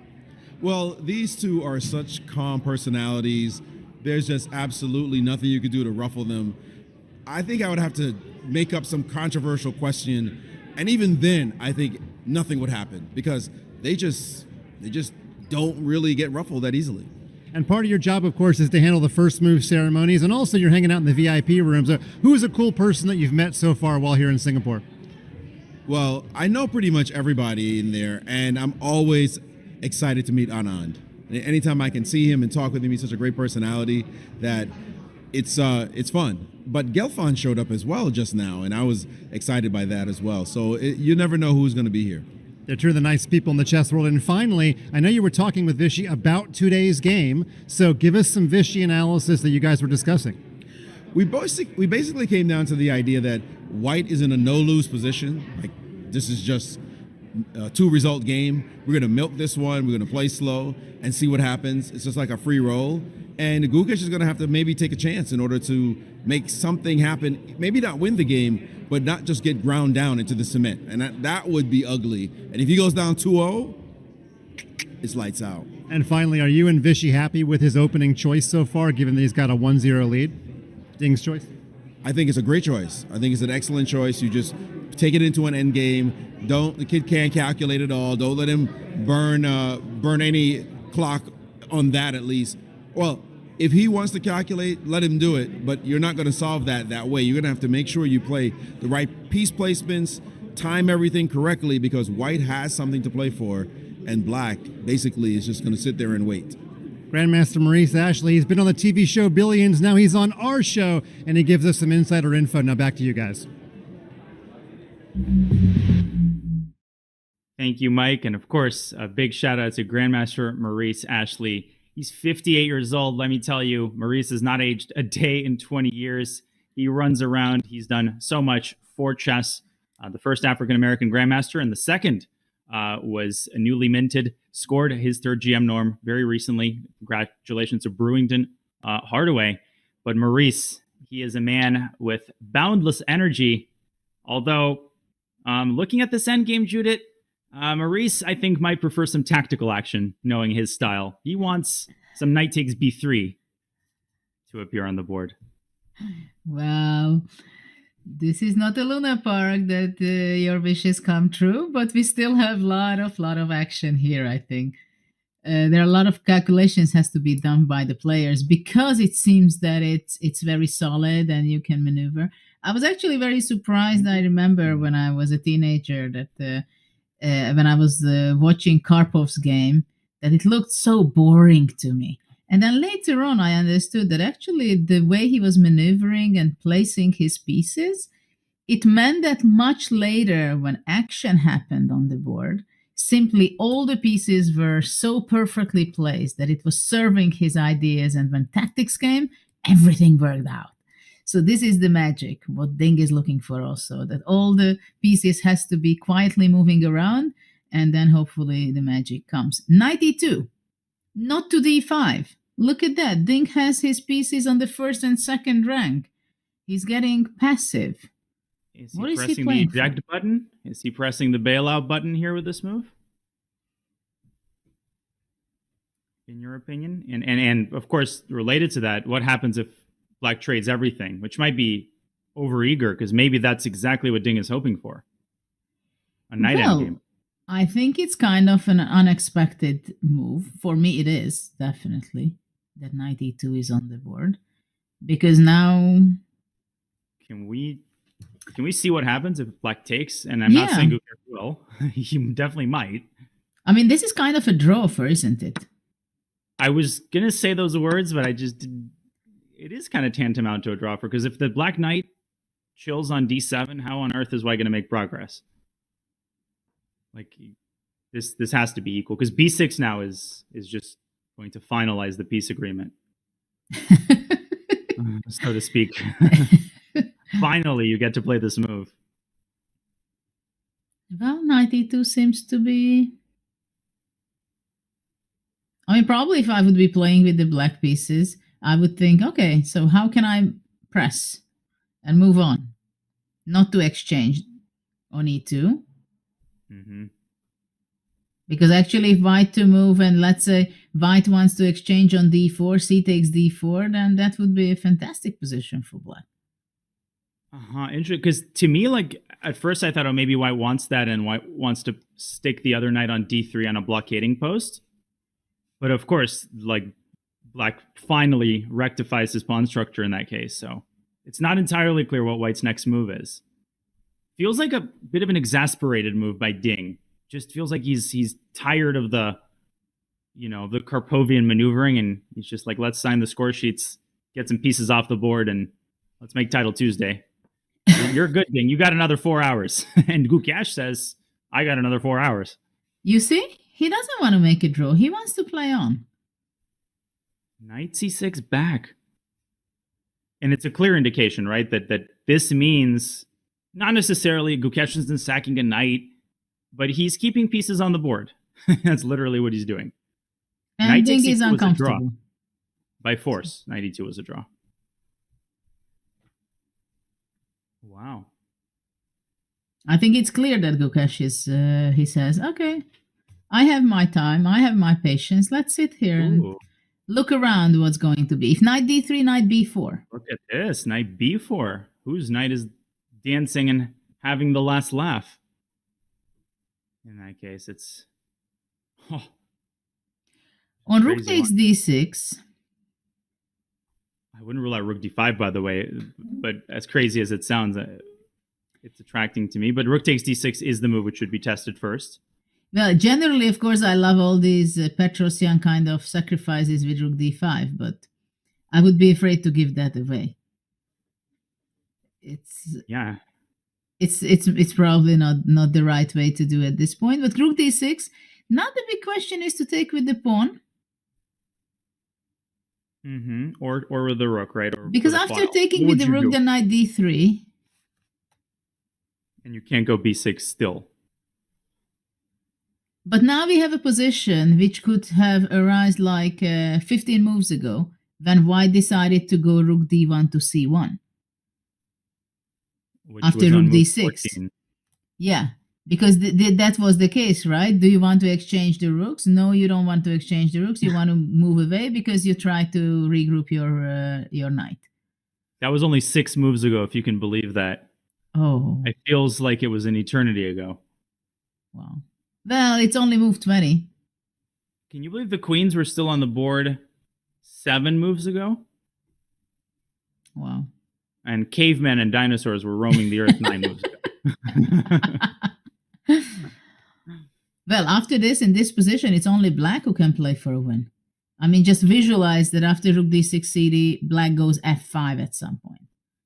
Can you humor me for just I just want to see exactly what the reputation is. I realize full well that this doesn't work. My only idea here was that knight b4 runs into c3, so I was, and maybe this is precisely the problem. Yeah, knight d5. And my knights are... But I think this is not the only way to play it. Okay, because I thought if you move your knight elsewhere, I go like c4, knight d3. The problem is in chess, you alternate moves. Well, I can go even knight d4, I think, and be very concrete with f5. Yeah, I thought maybe knight d3 here. No, I agree. This is too This crazy. Is not how you play for a win with white. Let's put it that way. It's how you play for a result with white. It's how you play for a win for black, but with white. How about that? You know, like the Simagan, the old Soviet master, he went e4, c6, d4, d6, and Vladimir, why don't you play Karakhan? Yeah, I wanted to, but I didn't have the hand strength for my pawn to reach d5. So you always have the mouse slip excuse at the ready if the exchange sack fails. It's not funny for Ding, I think, at this point.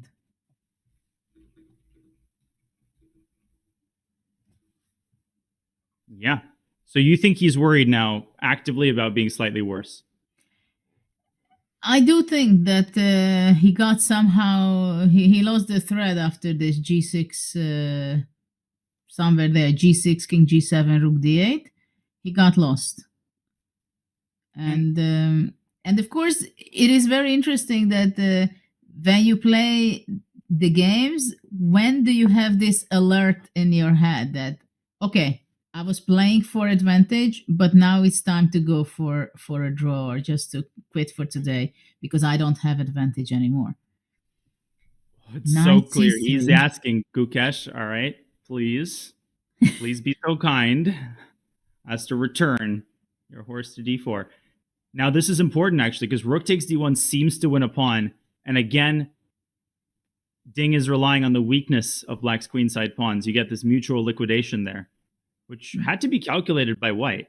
But okay, how does it go? Rook takes d1, knight takes d1, right? Again, there's the move on the one square away from the capture, but let's start with this. Knight takes a5. I'll point out, first of all, this is completely innocuous because, very importantly, look at this knight on e1 guarding both pawns. Really cool concept. But knight takes a5, Judith, I think, is bad for black. Because at the end of the line, you simply get forked. Exactly. And this knight, again, is a trooper of a defensive piece. So if Ding wants to draw, he can come back to d4.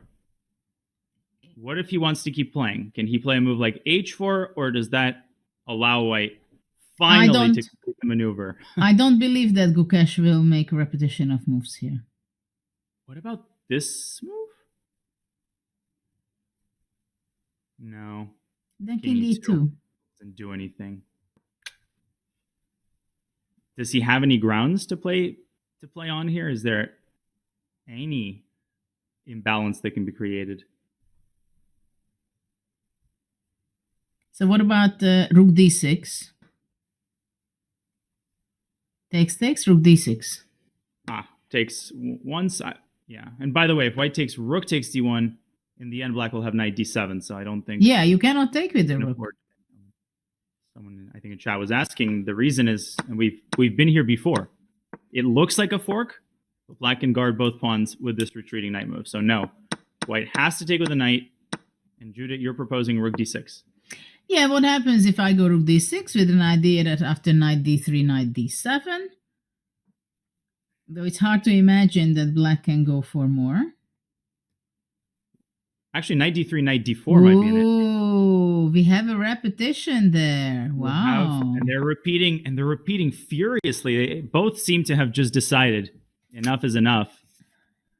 And who's going to stop the clock? I'm surprised. Yeah.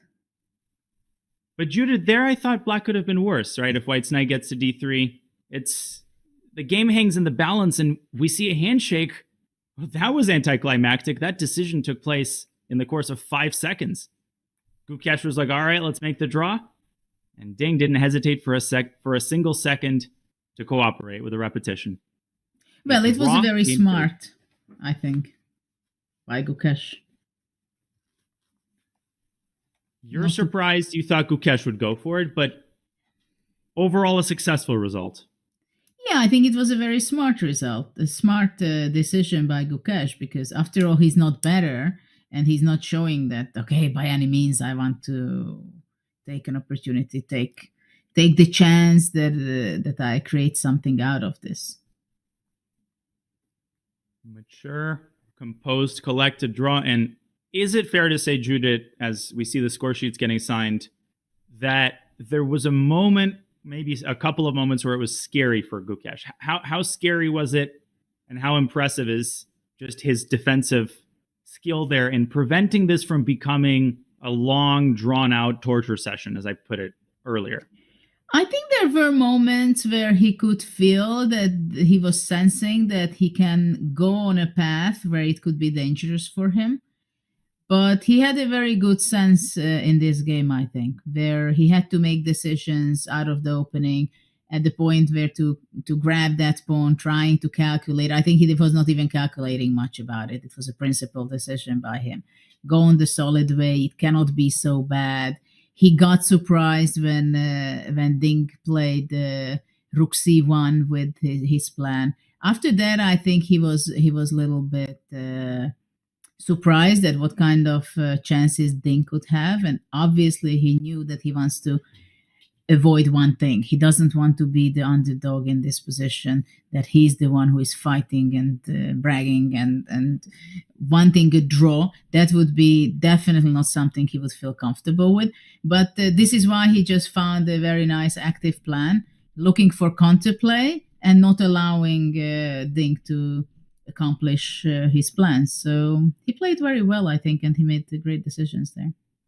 Well, an unexpectedly short game, but a game full of complexity, a draw in Game 2 of the World Championship, as Ding Liren, the reigning world champion, makes the practical decision and maintains a 1-point lead. You can sense the spark, John. He came armed with opening preparation.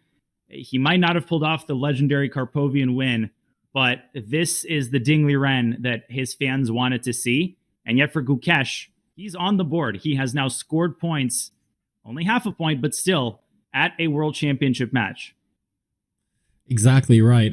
Thank you both. That was a very sudden end to the game, but you can almost tell that both players were perhaps feeling like they were on a tightrope with a box of fireworks and there was a pit of fire underneath them. Every direction we were going with analysis led to fireworks all over the board, and you could tell the players were thinking about treading carefully. So perhaps it's not too much of a surprise that a draw was agreed. There will be plenty of opportunities, like you said, Danya, to grab that Karpovian win and start grinding things out later on. Psychological wins on both sides today. Gukesh getting on the board. Ding able to hold his own. Maybe slightly uncomfortable at times, but able to walk away with that half point. And the players were very happily talking to each other straight after the game as well. So let's take a look at what that means for the match now. This was game number 2, of course. So that means that Dingley Ren, the current world champion, is in the lead, 1.5 to 1/2 over Gukesh. A lot to talk about for analysis of this game in particular. But right now, what matters is its advantage incumbent world champion. Judith, this was such a huge win for Ding yesterday. Simply holding it today, how is he going to be feeling about that psychologically? Is this now a calm down, let's just rest and get ready for the next game? Well, the match is very long, so they have to keep their energy. At the same time, they have to give all in every game, right? So I think it went according to Ding's plan, that he wanted to play something solid. He wanted to try out something interesting and not a very fashionable line. And I think this is his strategy. He knew exactly. He has an experience with his previous match, where actually there were quite a lot of decisive games. He wants to keep it under control, I believe, and this is what he was doing today. He posed a little, not a huge problem to Gukesh, but he asked some questions which the challenger answered the right way. And he thought that draw is just a fine result, because there are a lot more to come, and a lot of tension and preparation and good decision to be made. Thank you, Judith. We're going to get a chance now to revisit just a little bit of that tension here and show what kind of a tightrope the players were walking on. I thought you guys did such an incredible job of showing all the unbelievable variations and sidelines, but to take us through the main themes of what happened and what could have gone wrong for both players throughout game number 2, we've got Danya here to take us through that game. All right, welcome to game 2. One of the rare occasions where both players have reasons to be satisfied, and not every game is meant to be a 70-move bloodbath. Some games run their course, and it certainly wasn't for lack of trying and for lack of competitive effort and energy by both players. That energy was on full display in the opening. Dingley Ren, big X factor. What will he bring to the table with the white pieces? Slightly anemic were some of his opening ideas against Jan Nepomniachtchi, but here he comes armed with 1e4.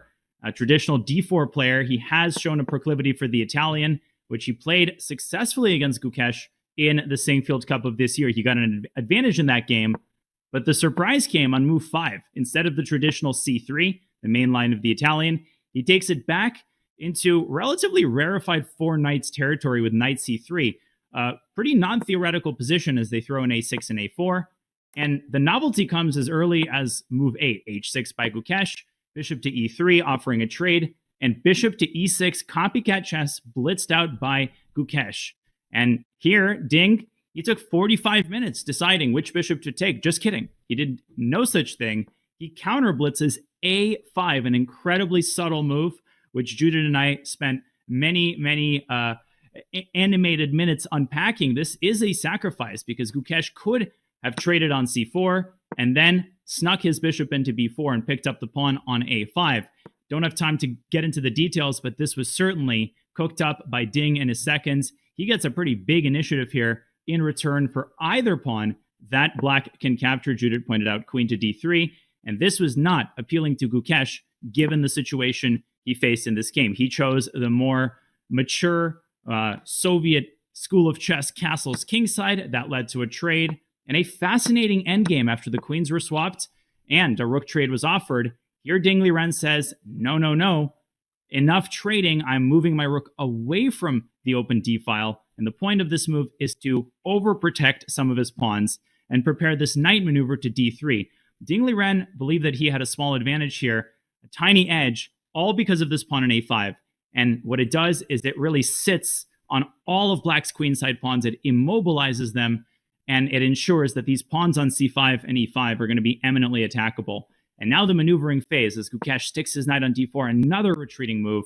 Brilliant maneuvering play by Ding Liren, truly Karpov style, but all credit to Gukesh because these next few decisions he made ensured that Ding's advantage remained symbolic. He decided on the move g6. This might have been the pivotal defensive move because it created this idea of f7, f5, and it forced Ding to hurry. The point now is that knight d3 is almost never possible because of the tactic knight takes c2, removing the guard on the knight. And if white dilly-dallies with a move like f3, Gukesh planned to remove his knight from f6 and quickly push f5, creating counterplay. For this reason, Ding brought his rook to d1. Gukesh responded in kind. f3 was met with yet another measured move, king g7. Ding did something very similar, both sides kind of improving their position. And Ding decided that he was at a dead end, that he just didn't have any clear, meaningful ways to keep applying pressure. Whether that is true or not will be debated and talked about endlessly for the remaining hours of today. Maybe Ding could have responded by simply tossing the ball back into black's court, a move like h4, and now it would have been Gukesh who would have had to decide on ways to improve his position. But Ding decided he's up by 1 point. He doesn't want to overpress, and so the players repeating moves with a little knight dance to end the game on the 23rd move. So a short game, a tidy, clean game, no twists and turns like there were yesterday. And that is the beauty of the World Championship. Every game has its own narrative. It has its own chapter. And of course, the ultimate narrative is who's going to win the World Championship title. Way too early to tell. The score is 1.5-1/2 as the reigning world champion maintains his 1 point lead going into game 3. John, so much yet to be decided. Everything yet to be decided.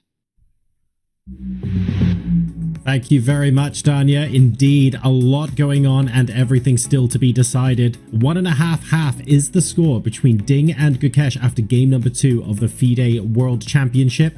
We are now going to go into what will be the final break of the broadcast because we're waiting for the press conference to happen. So we'll be cutting live straight to the press conference as soon as the players are assembled and we're ready to take questions. Go ahead and grab yourself a drink if you need to, get a top up, and we'll see you for the questions in just a bit.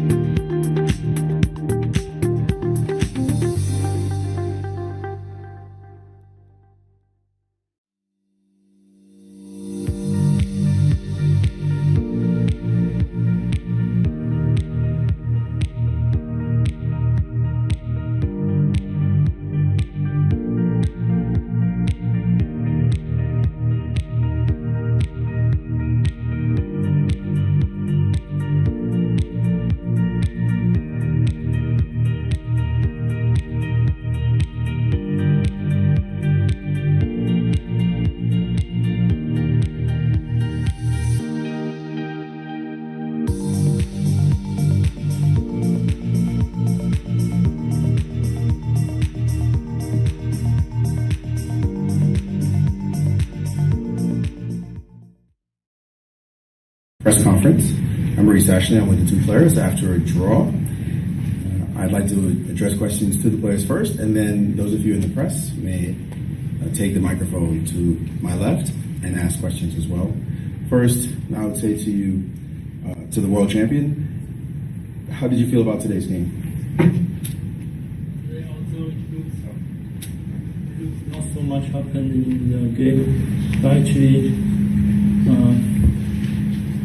my feeling had been up and downs, and at some point I thought I misplayed good open preparation, and I may recite words in the middle game. I'm not sure if my assessment is correct or not. It might be incorrect. I think my position very passive and he had a very strong knight on d4. And I realized I analyzed this kind of position before in computer said white side better in this pawn structure, but I don't know where, if I'm wrong or maybe they're just nothing. Right. And Gukesh, were you surprised by the way the opening went in terms of him choosing to play this kind of formation?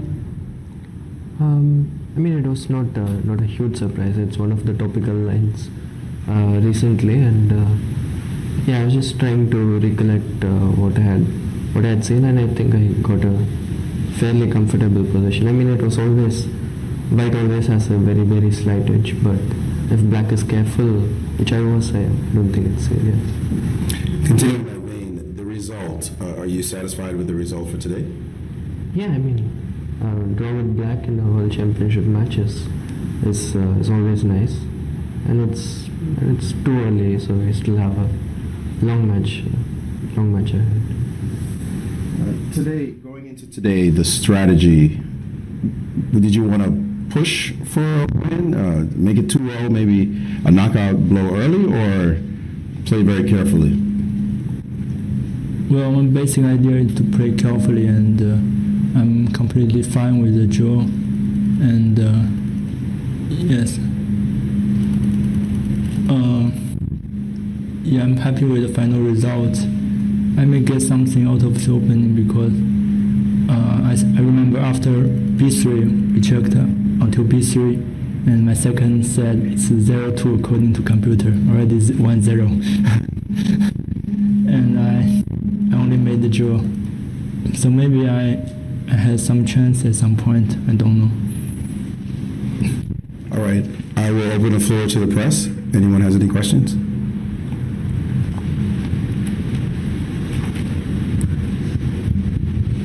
This is Mike Klein with Chess.com. My question is for Grandmaster Gukesh. This is your first big match.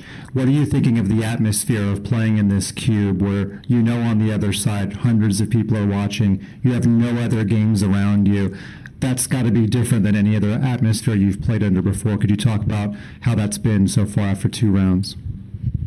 Yeah, I think this may be the first time maybe I actually played another match, but it's one of the rare occasions where the only game happening is it's like mine, and I don't have any other game to see. But okay, it doesn't really matter. Yeah, I mean I've seen a lot of World Championship matches. The players play inside the cube, and now that I'm actually playing and not watching, it's quite exciting. Anyone else? I'll take it. Thank you. I had 2 or 3 questions. Sorry. By the way, prepared. Please line up behind him so that we can. I did have a couple of questions, but Maurice went before. So I want to ask you, Gukesh, in the commentary booth, Vishy said that you winning this match would be huge for Indian chess. I was wondering, how are you able to cope with this extra pressure of representing such a big nation? Yeah, I mean, there's obviously some pressure. For anyone playing in a World Championship, there's a lot of pressure. But I also see it as a privilege that I can represent so many people and my country. And yeah, it would be a very nice achievement, obviously, if I win the match. and yeah, I'm just focusing on one game at a time, and hopefully things go my way. Another question from Fide social media by Archid Cycle. How much of a difference does it make psychologically to have the white or black pieces for you both?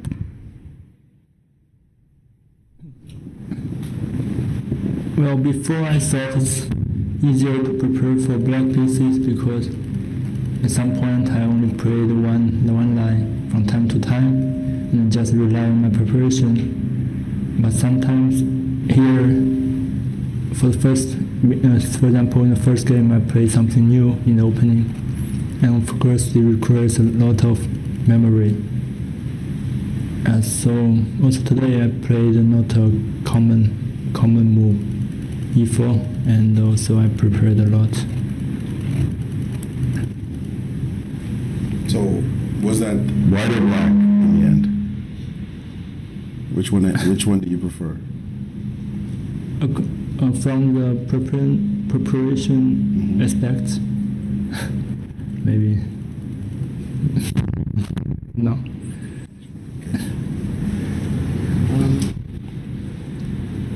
I think, I've played a lot of games with both colors, and obviously in the World Championship it's a bit different.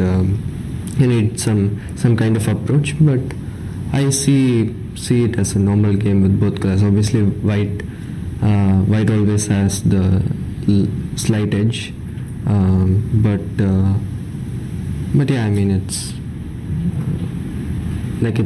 I think nowadays the difference is also less because of all the lines that the computer comes up with. So it's like playing any normal game. I don't really have a preference. Next question. One more for Grandmaster Gukesh, if I may. After the loss yesterday, you talked at the opening press conference about how much Grandmaster Gajewski means to you, second only to your parents. Did you guys dwell on what you could have done better in Game 1, or did you guys get right into Game 2? And what did he say to you to help you get mentally, overcome what happened in Round 1?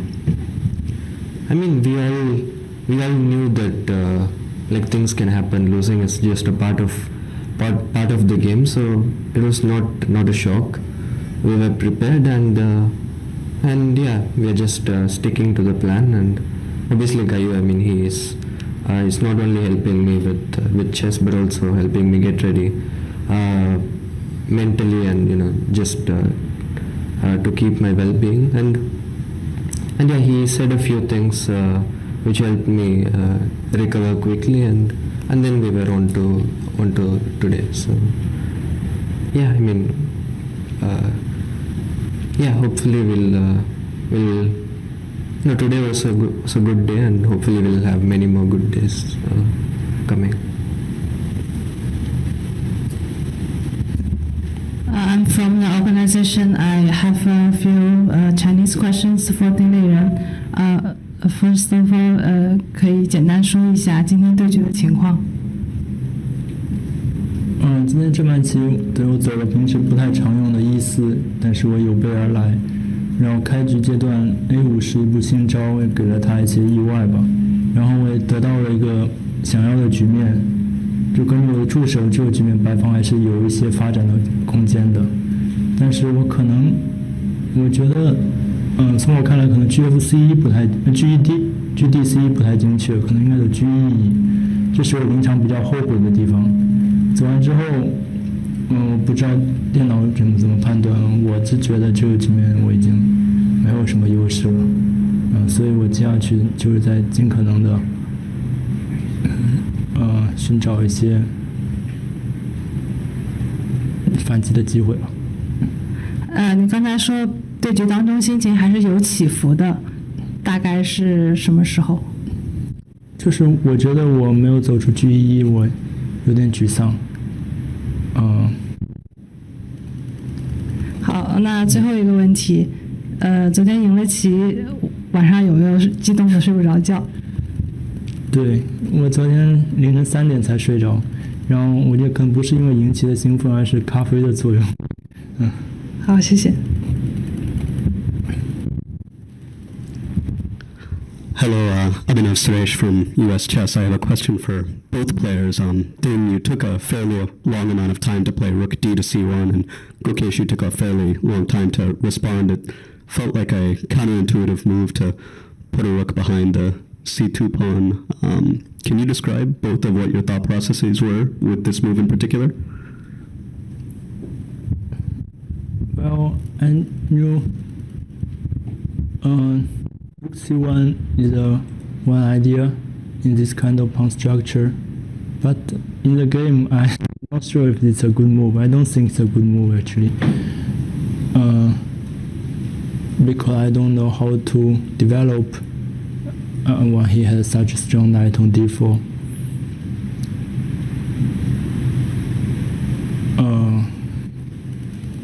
Yes, so I moved back the rook to d1. That means maybe I'm not happy with rook c1. It's yeah, I think it's just a common idea that you try to keep more pieces on the board, and I try to defend c2 to get knight e1, knight d3.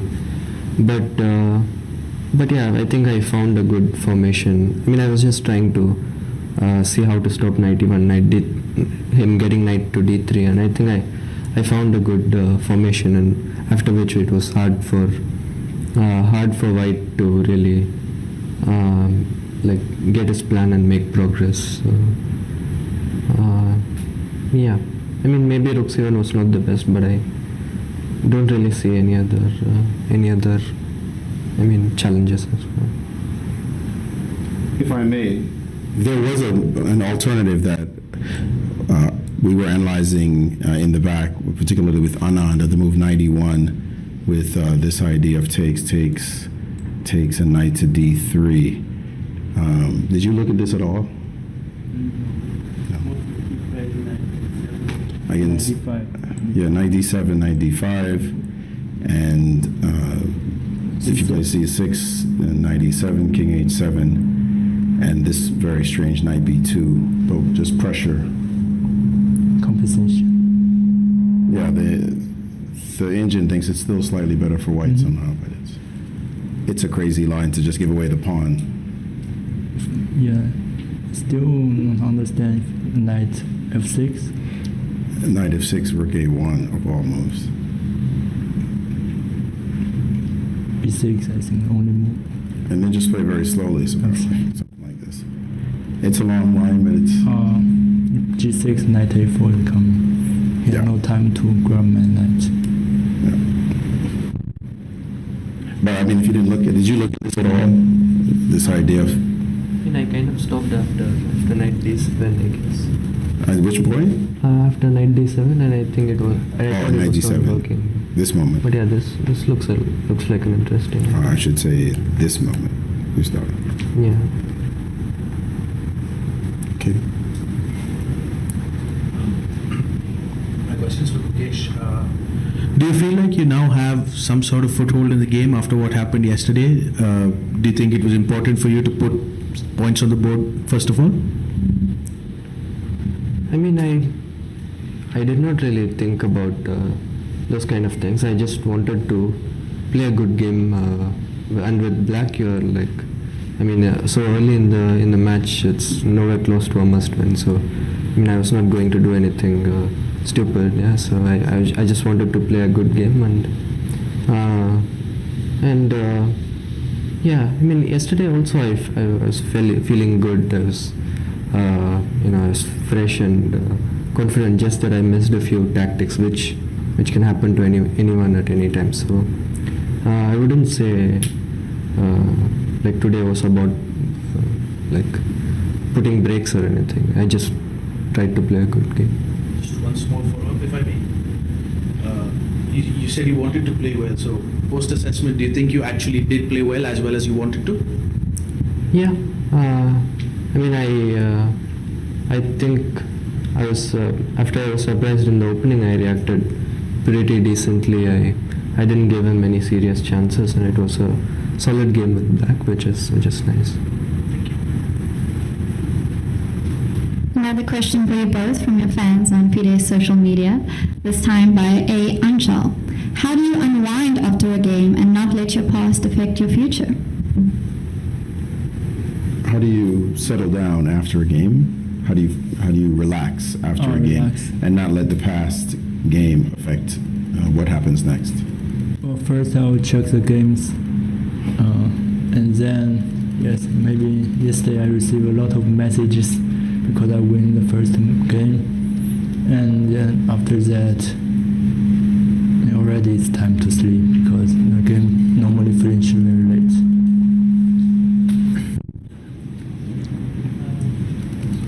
Yeah, I mean, I maybe discuss the game a bit, and then I mean, it's normal. Like I eat dinner, I sleep, I think about the next game. So yeah, nothing huge really. I'll ask one last question. What is your expectation for tomorrow, if you've thought about it at all? Well, I think it will be a big fight because he's a point down and he has white pieces, so I'm ready for a fight. You got the white pieces tomorrow. What can we expect? I mean, I will just try to play a good game because after all, the only thing you can do to try and win is to play good games. Wise words. Well, thank you so much. Thank you. This is the end of the post-game press conference. Tomorrow will be game 3. It starts at 5 p.m. local time. See you then and have a good night.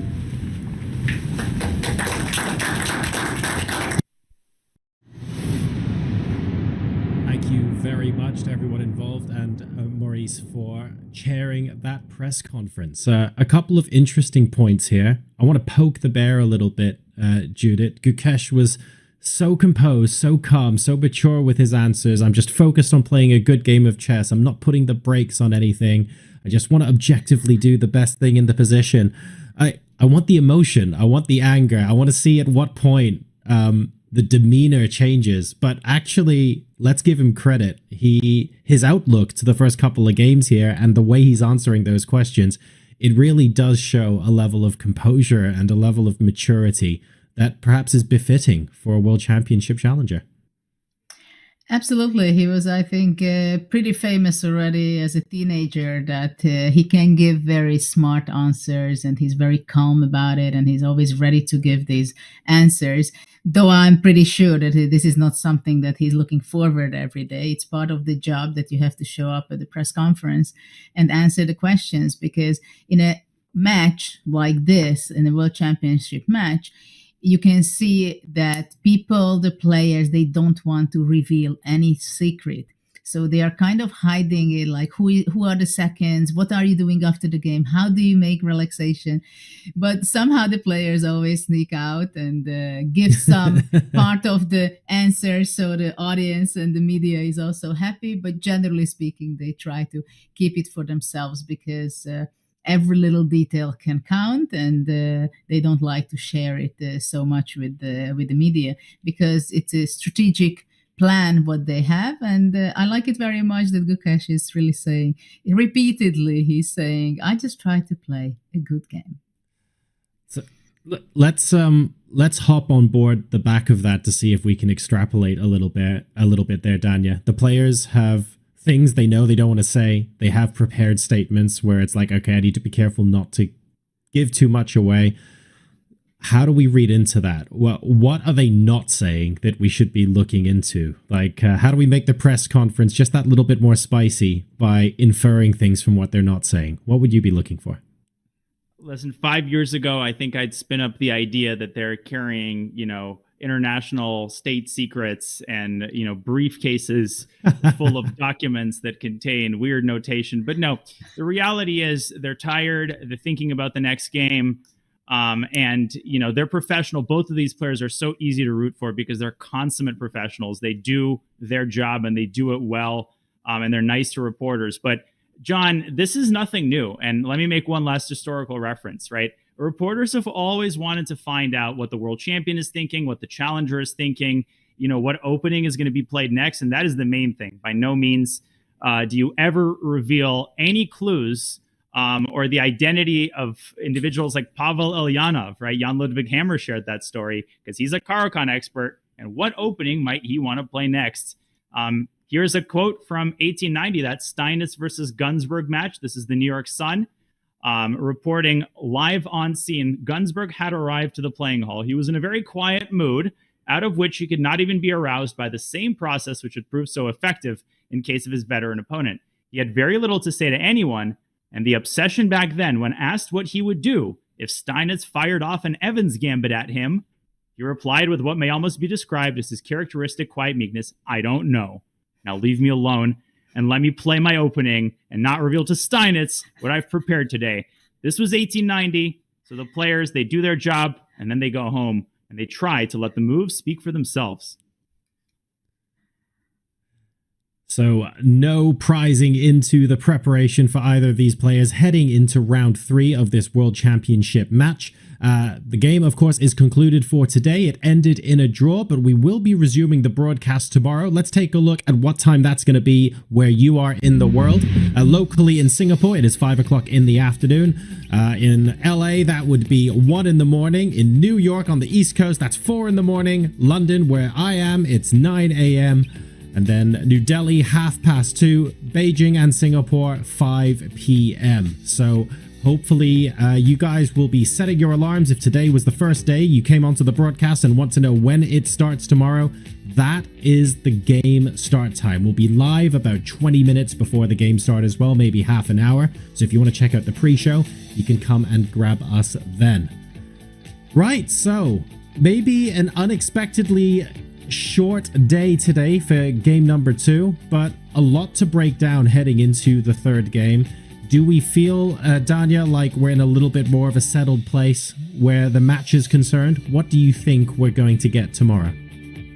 Well, Gukesh is on the board, and that is big for him. With the black pieces, this is the Gukesh that we're used to. This is the Gukesh that we saw draw Hikaru Nakamura, right, with black in the last round of the candidates. But at the same time, to echo a point Judah made yesterday, pilots, for example, they talk about how they train with a flight simulator that feels exactly like a real airplane. And yet, when you've got a crisis in a real airplane, it's still different. You're dealing with real lives. It's your life. It's a real situation. With Gukesh, we sing his praises for very good reason. But this is a kind of adversity that he hasn't faced yet, right? He's down a point. He lost the first game with white. He made uncharacteristically poor decisions, and he's in the airplane now. And, this is the ultimate test. But the good news for him is that it's still very early in the match. He's got so many games to recover, and he's on the right path. Both players are pretty satisfied. I mean it. Ding is up a point. He's back to his old self, and he's doing amazing. But Gukesh, with a draw of the black pieces, maybe gives himself that extra confidence he needs to carry forward the momentum to game 3. Unmissable will be the third game on Wednesday. Set your alarms. And I was going to say, don't be alarmed if you miss it. Yeah, you should be alarmed if you miss your alarms. Not a day you want to oversleep. Absolutely not. And carrying over from that, Judith, your final thoughts on how the match is poised after 2 games and what you'd like to see tomorrow. Well, we've been an incredible start yesterday, and it's a lead of Ding Liren. Today, I was kind of expecting something similar to this, that the players will be going on a solid mode. At the same time, Gukesh was very much alert how to react on the small questions and small interesting novelty what Ding was preparing against him. But I think by now, after the first 2 games, the players are getting used to the atmosphere, that they are completely focused. They know every little bit around the playing hall or the box, the glass box they're playing in. So they are getting into the feeling of the heat of the match. And I think it also calms them down a little bit. But in the other hand, they also both know that only one move and it can cost them the game, which would be very painful for Gukesh. But I think tomorrow he's going to be coming out with his sword, and he's going to be fighting to equalize the match. So there you have it, folks. Thank you so much, Judith. Thank you, Danya, for your incredible insight and analysis throughout the day today during game number 2. We are back tomorrow morning, very early morning in the US, late afternoon if you're in Singapore, with round 3 of the Fide World Championship. Plenty to take away from both players today as Dingley Ren leads the match 1.5 to 1/2, a solid point up for the world champion incumbent. However, Gukesh getting on the board today with some very confident play, and we are looking forward to a fight back. And we'll see if the match can get tied up or whether Dingley Ren will be able to extend his lead. Back here tomorrow at 5 o'clock Singapore time. See you guys then. Good night.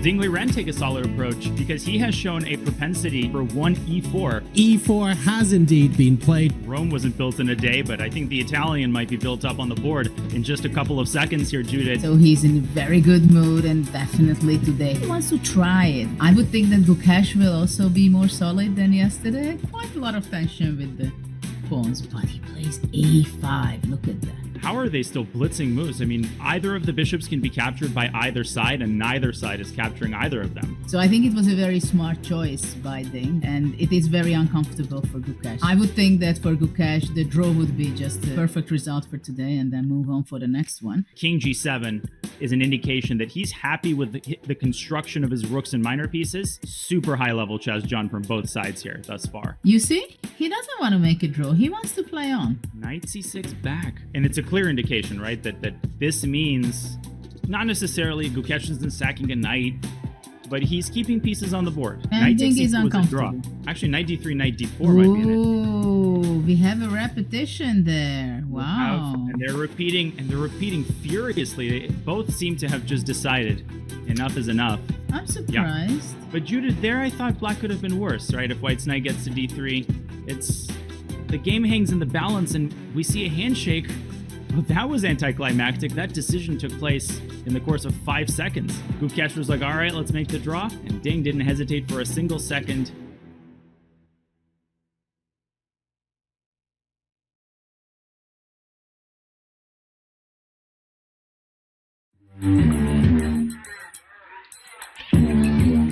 Gemini, can you help me plan my 3-day vacation?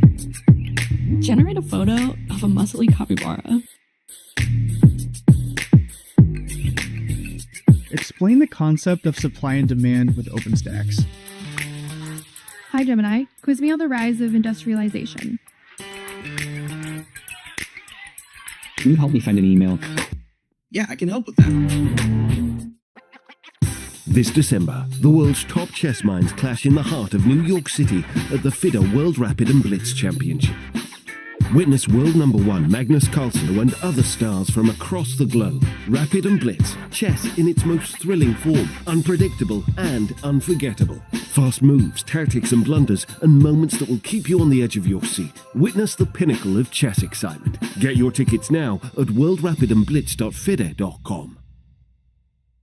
This is the Google Pixel 9 with Gemini, and this is a look behind the scenes of a heated Fantasy League group chat, where Gemini has already made an image of a quarterback with noodle arms, a running back that's a snail, a Swiss cheese secondary, that's a new one, and now coming in hot, some wide receiver gloves made out of butter.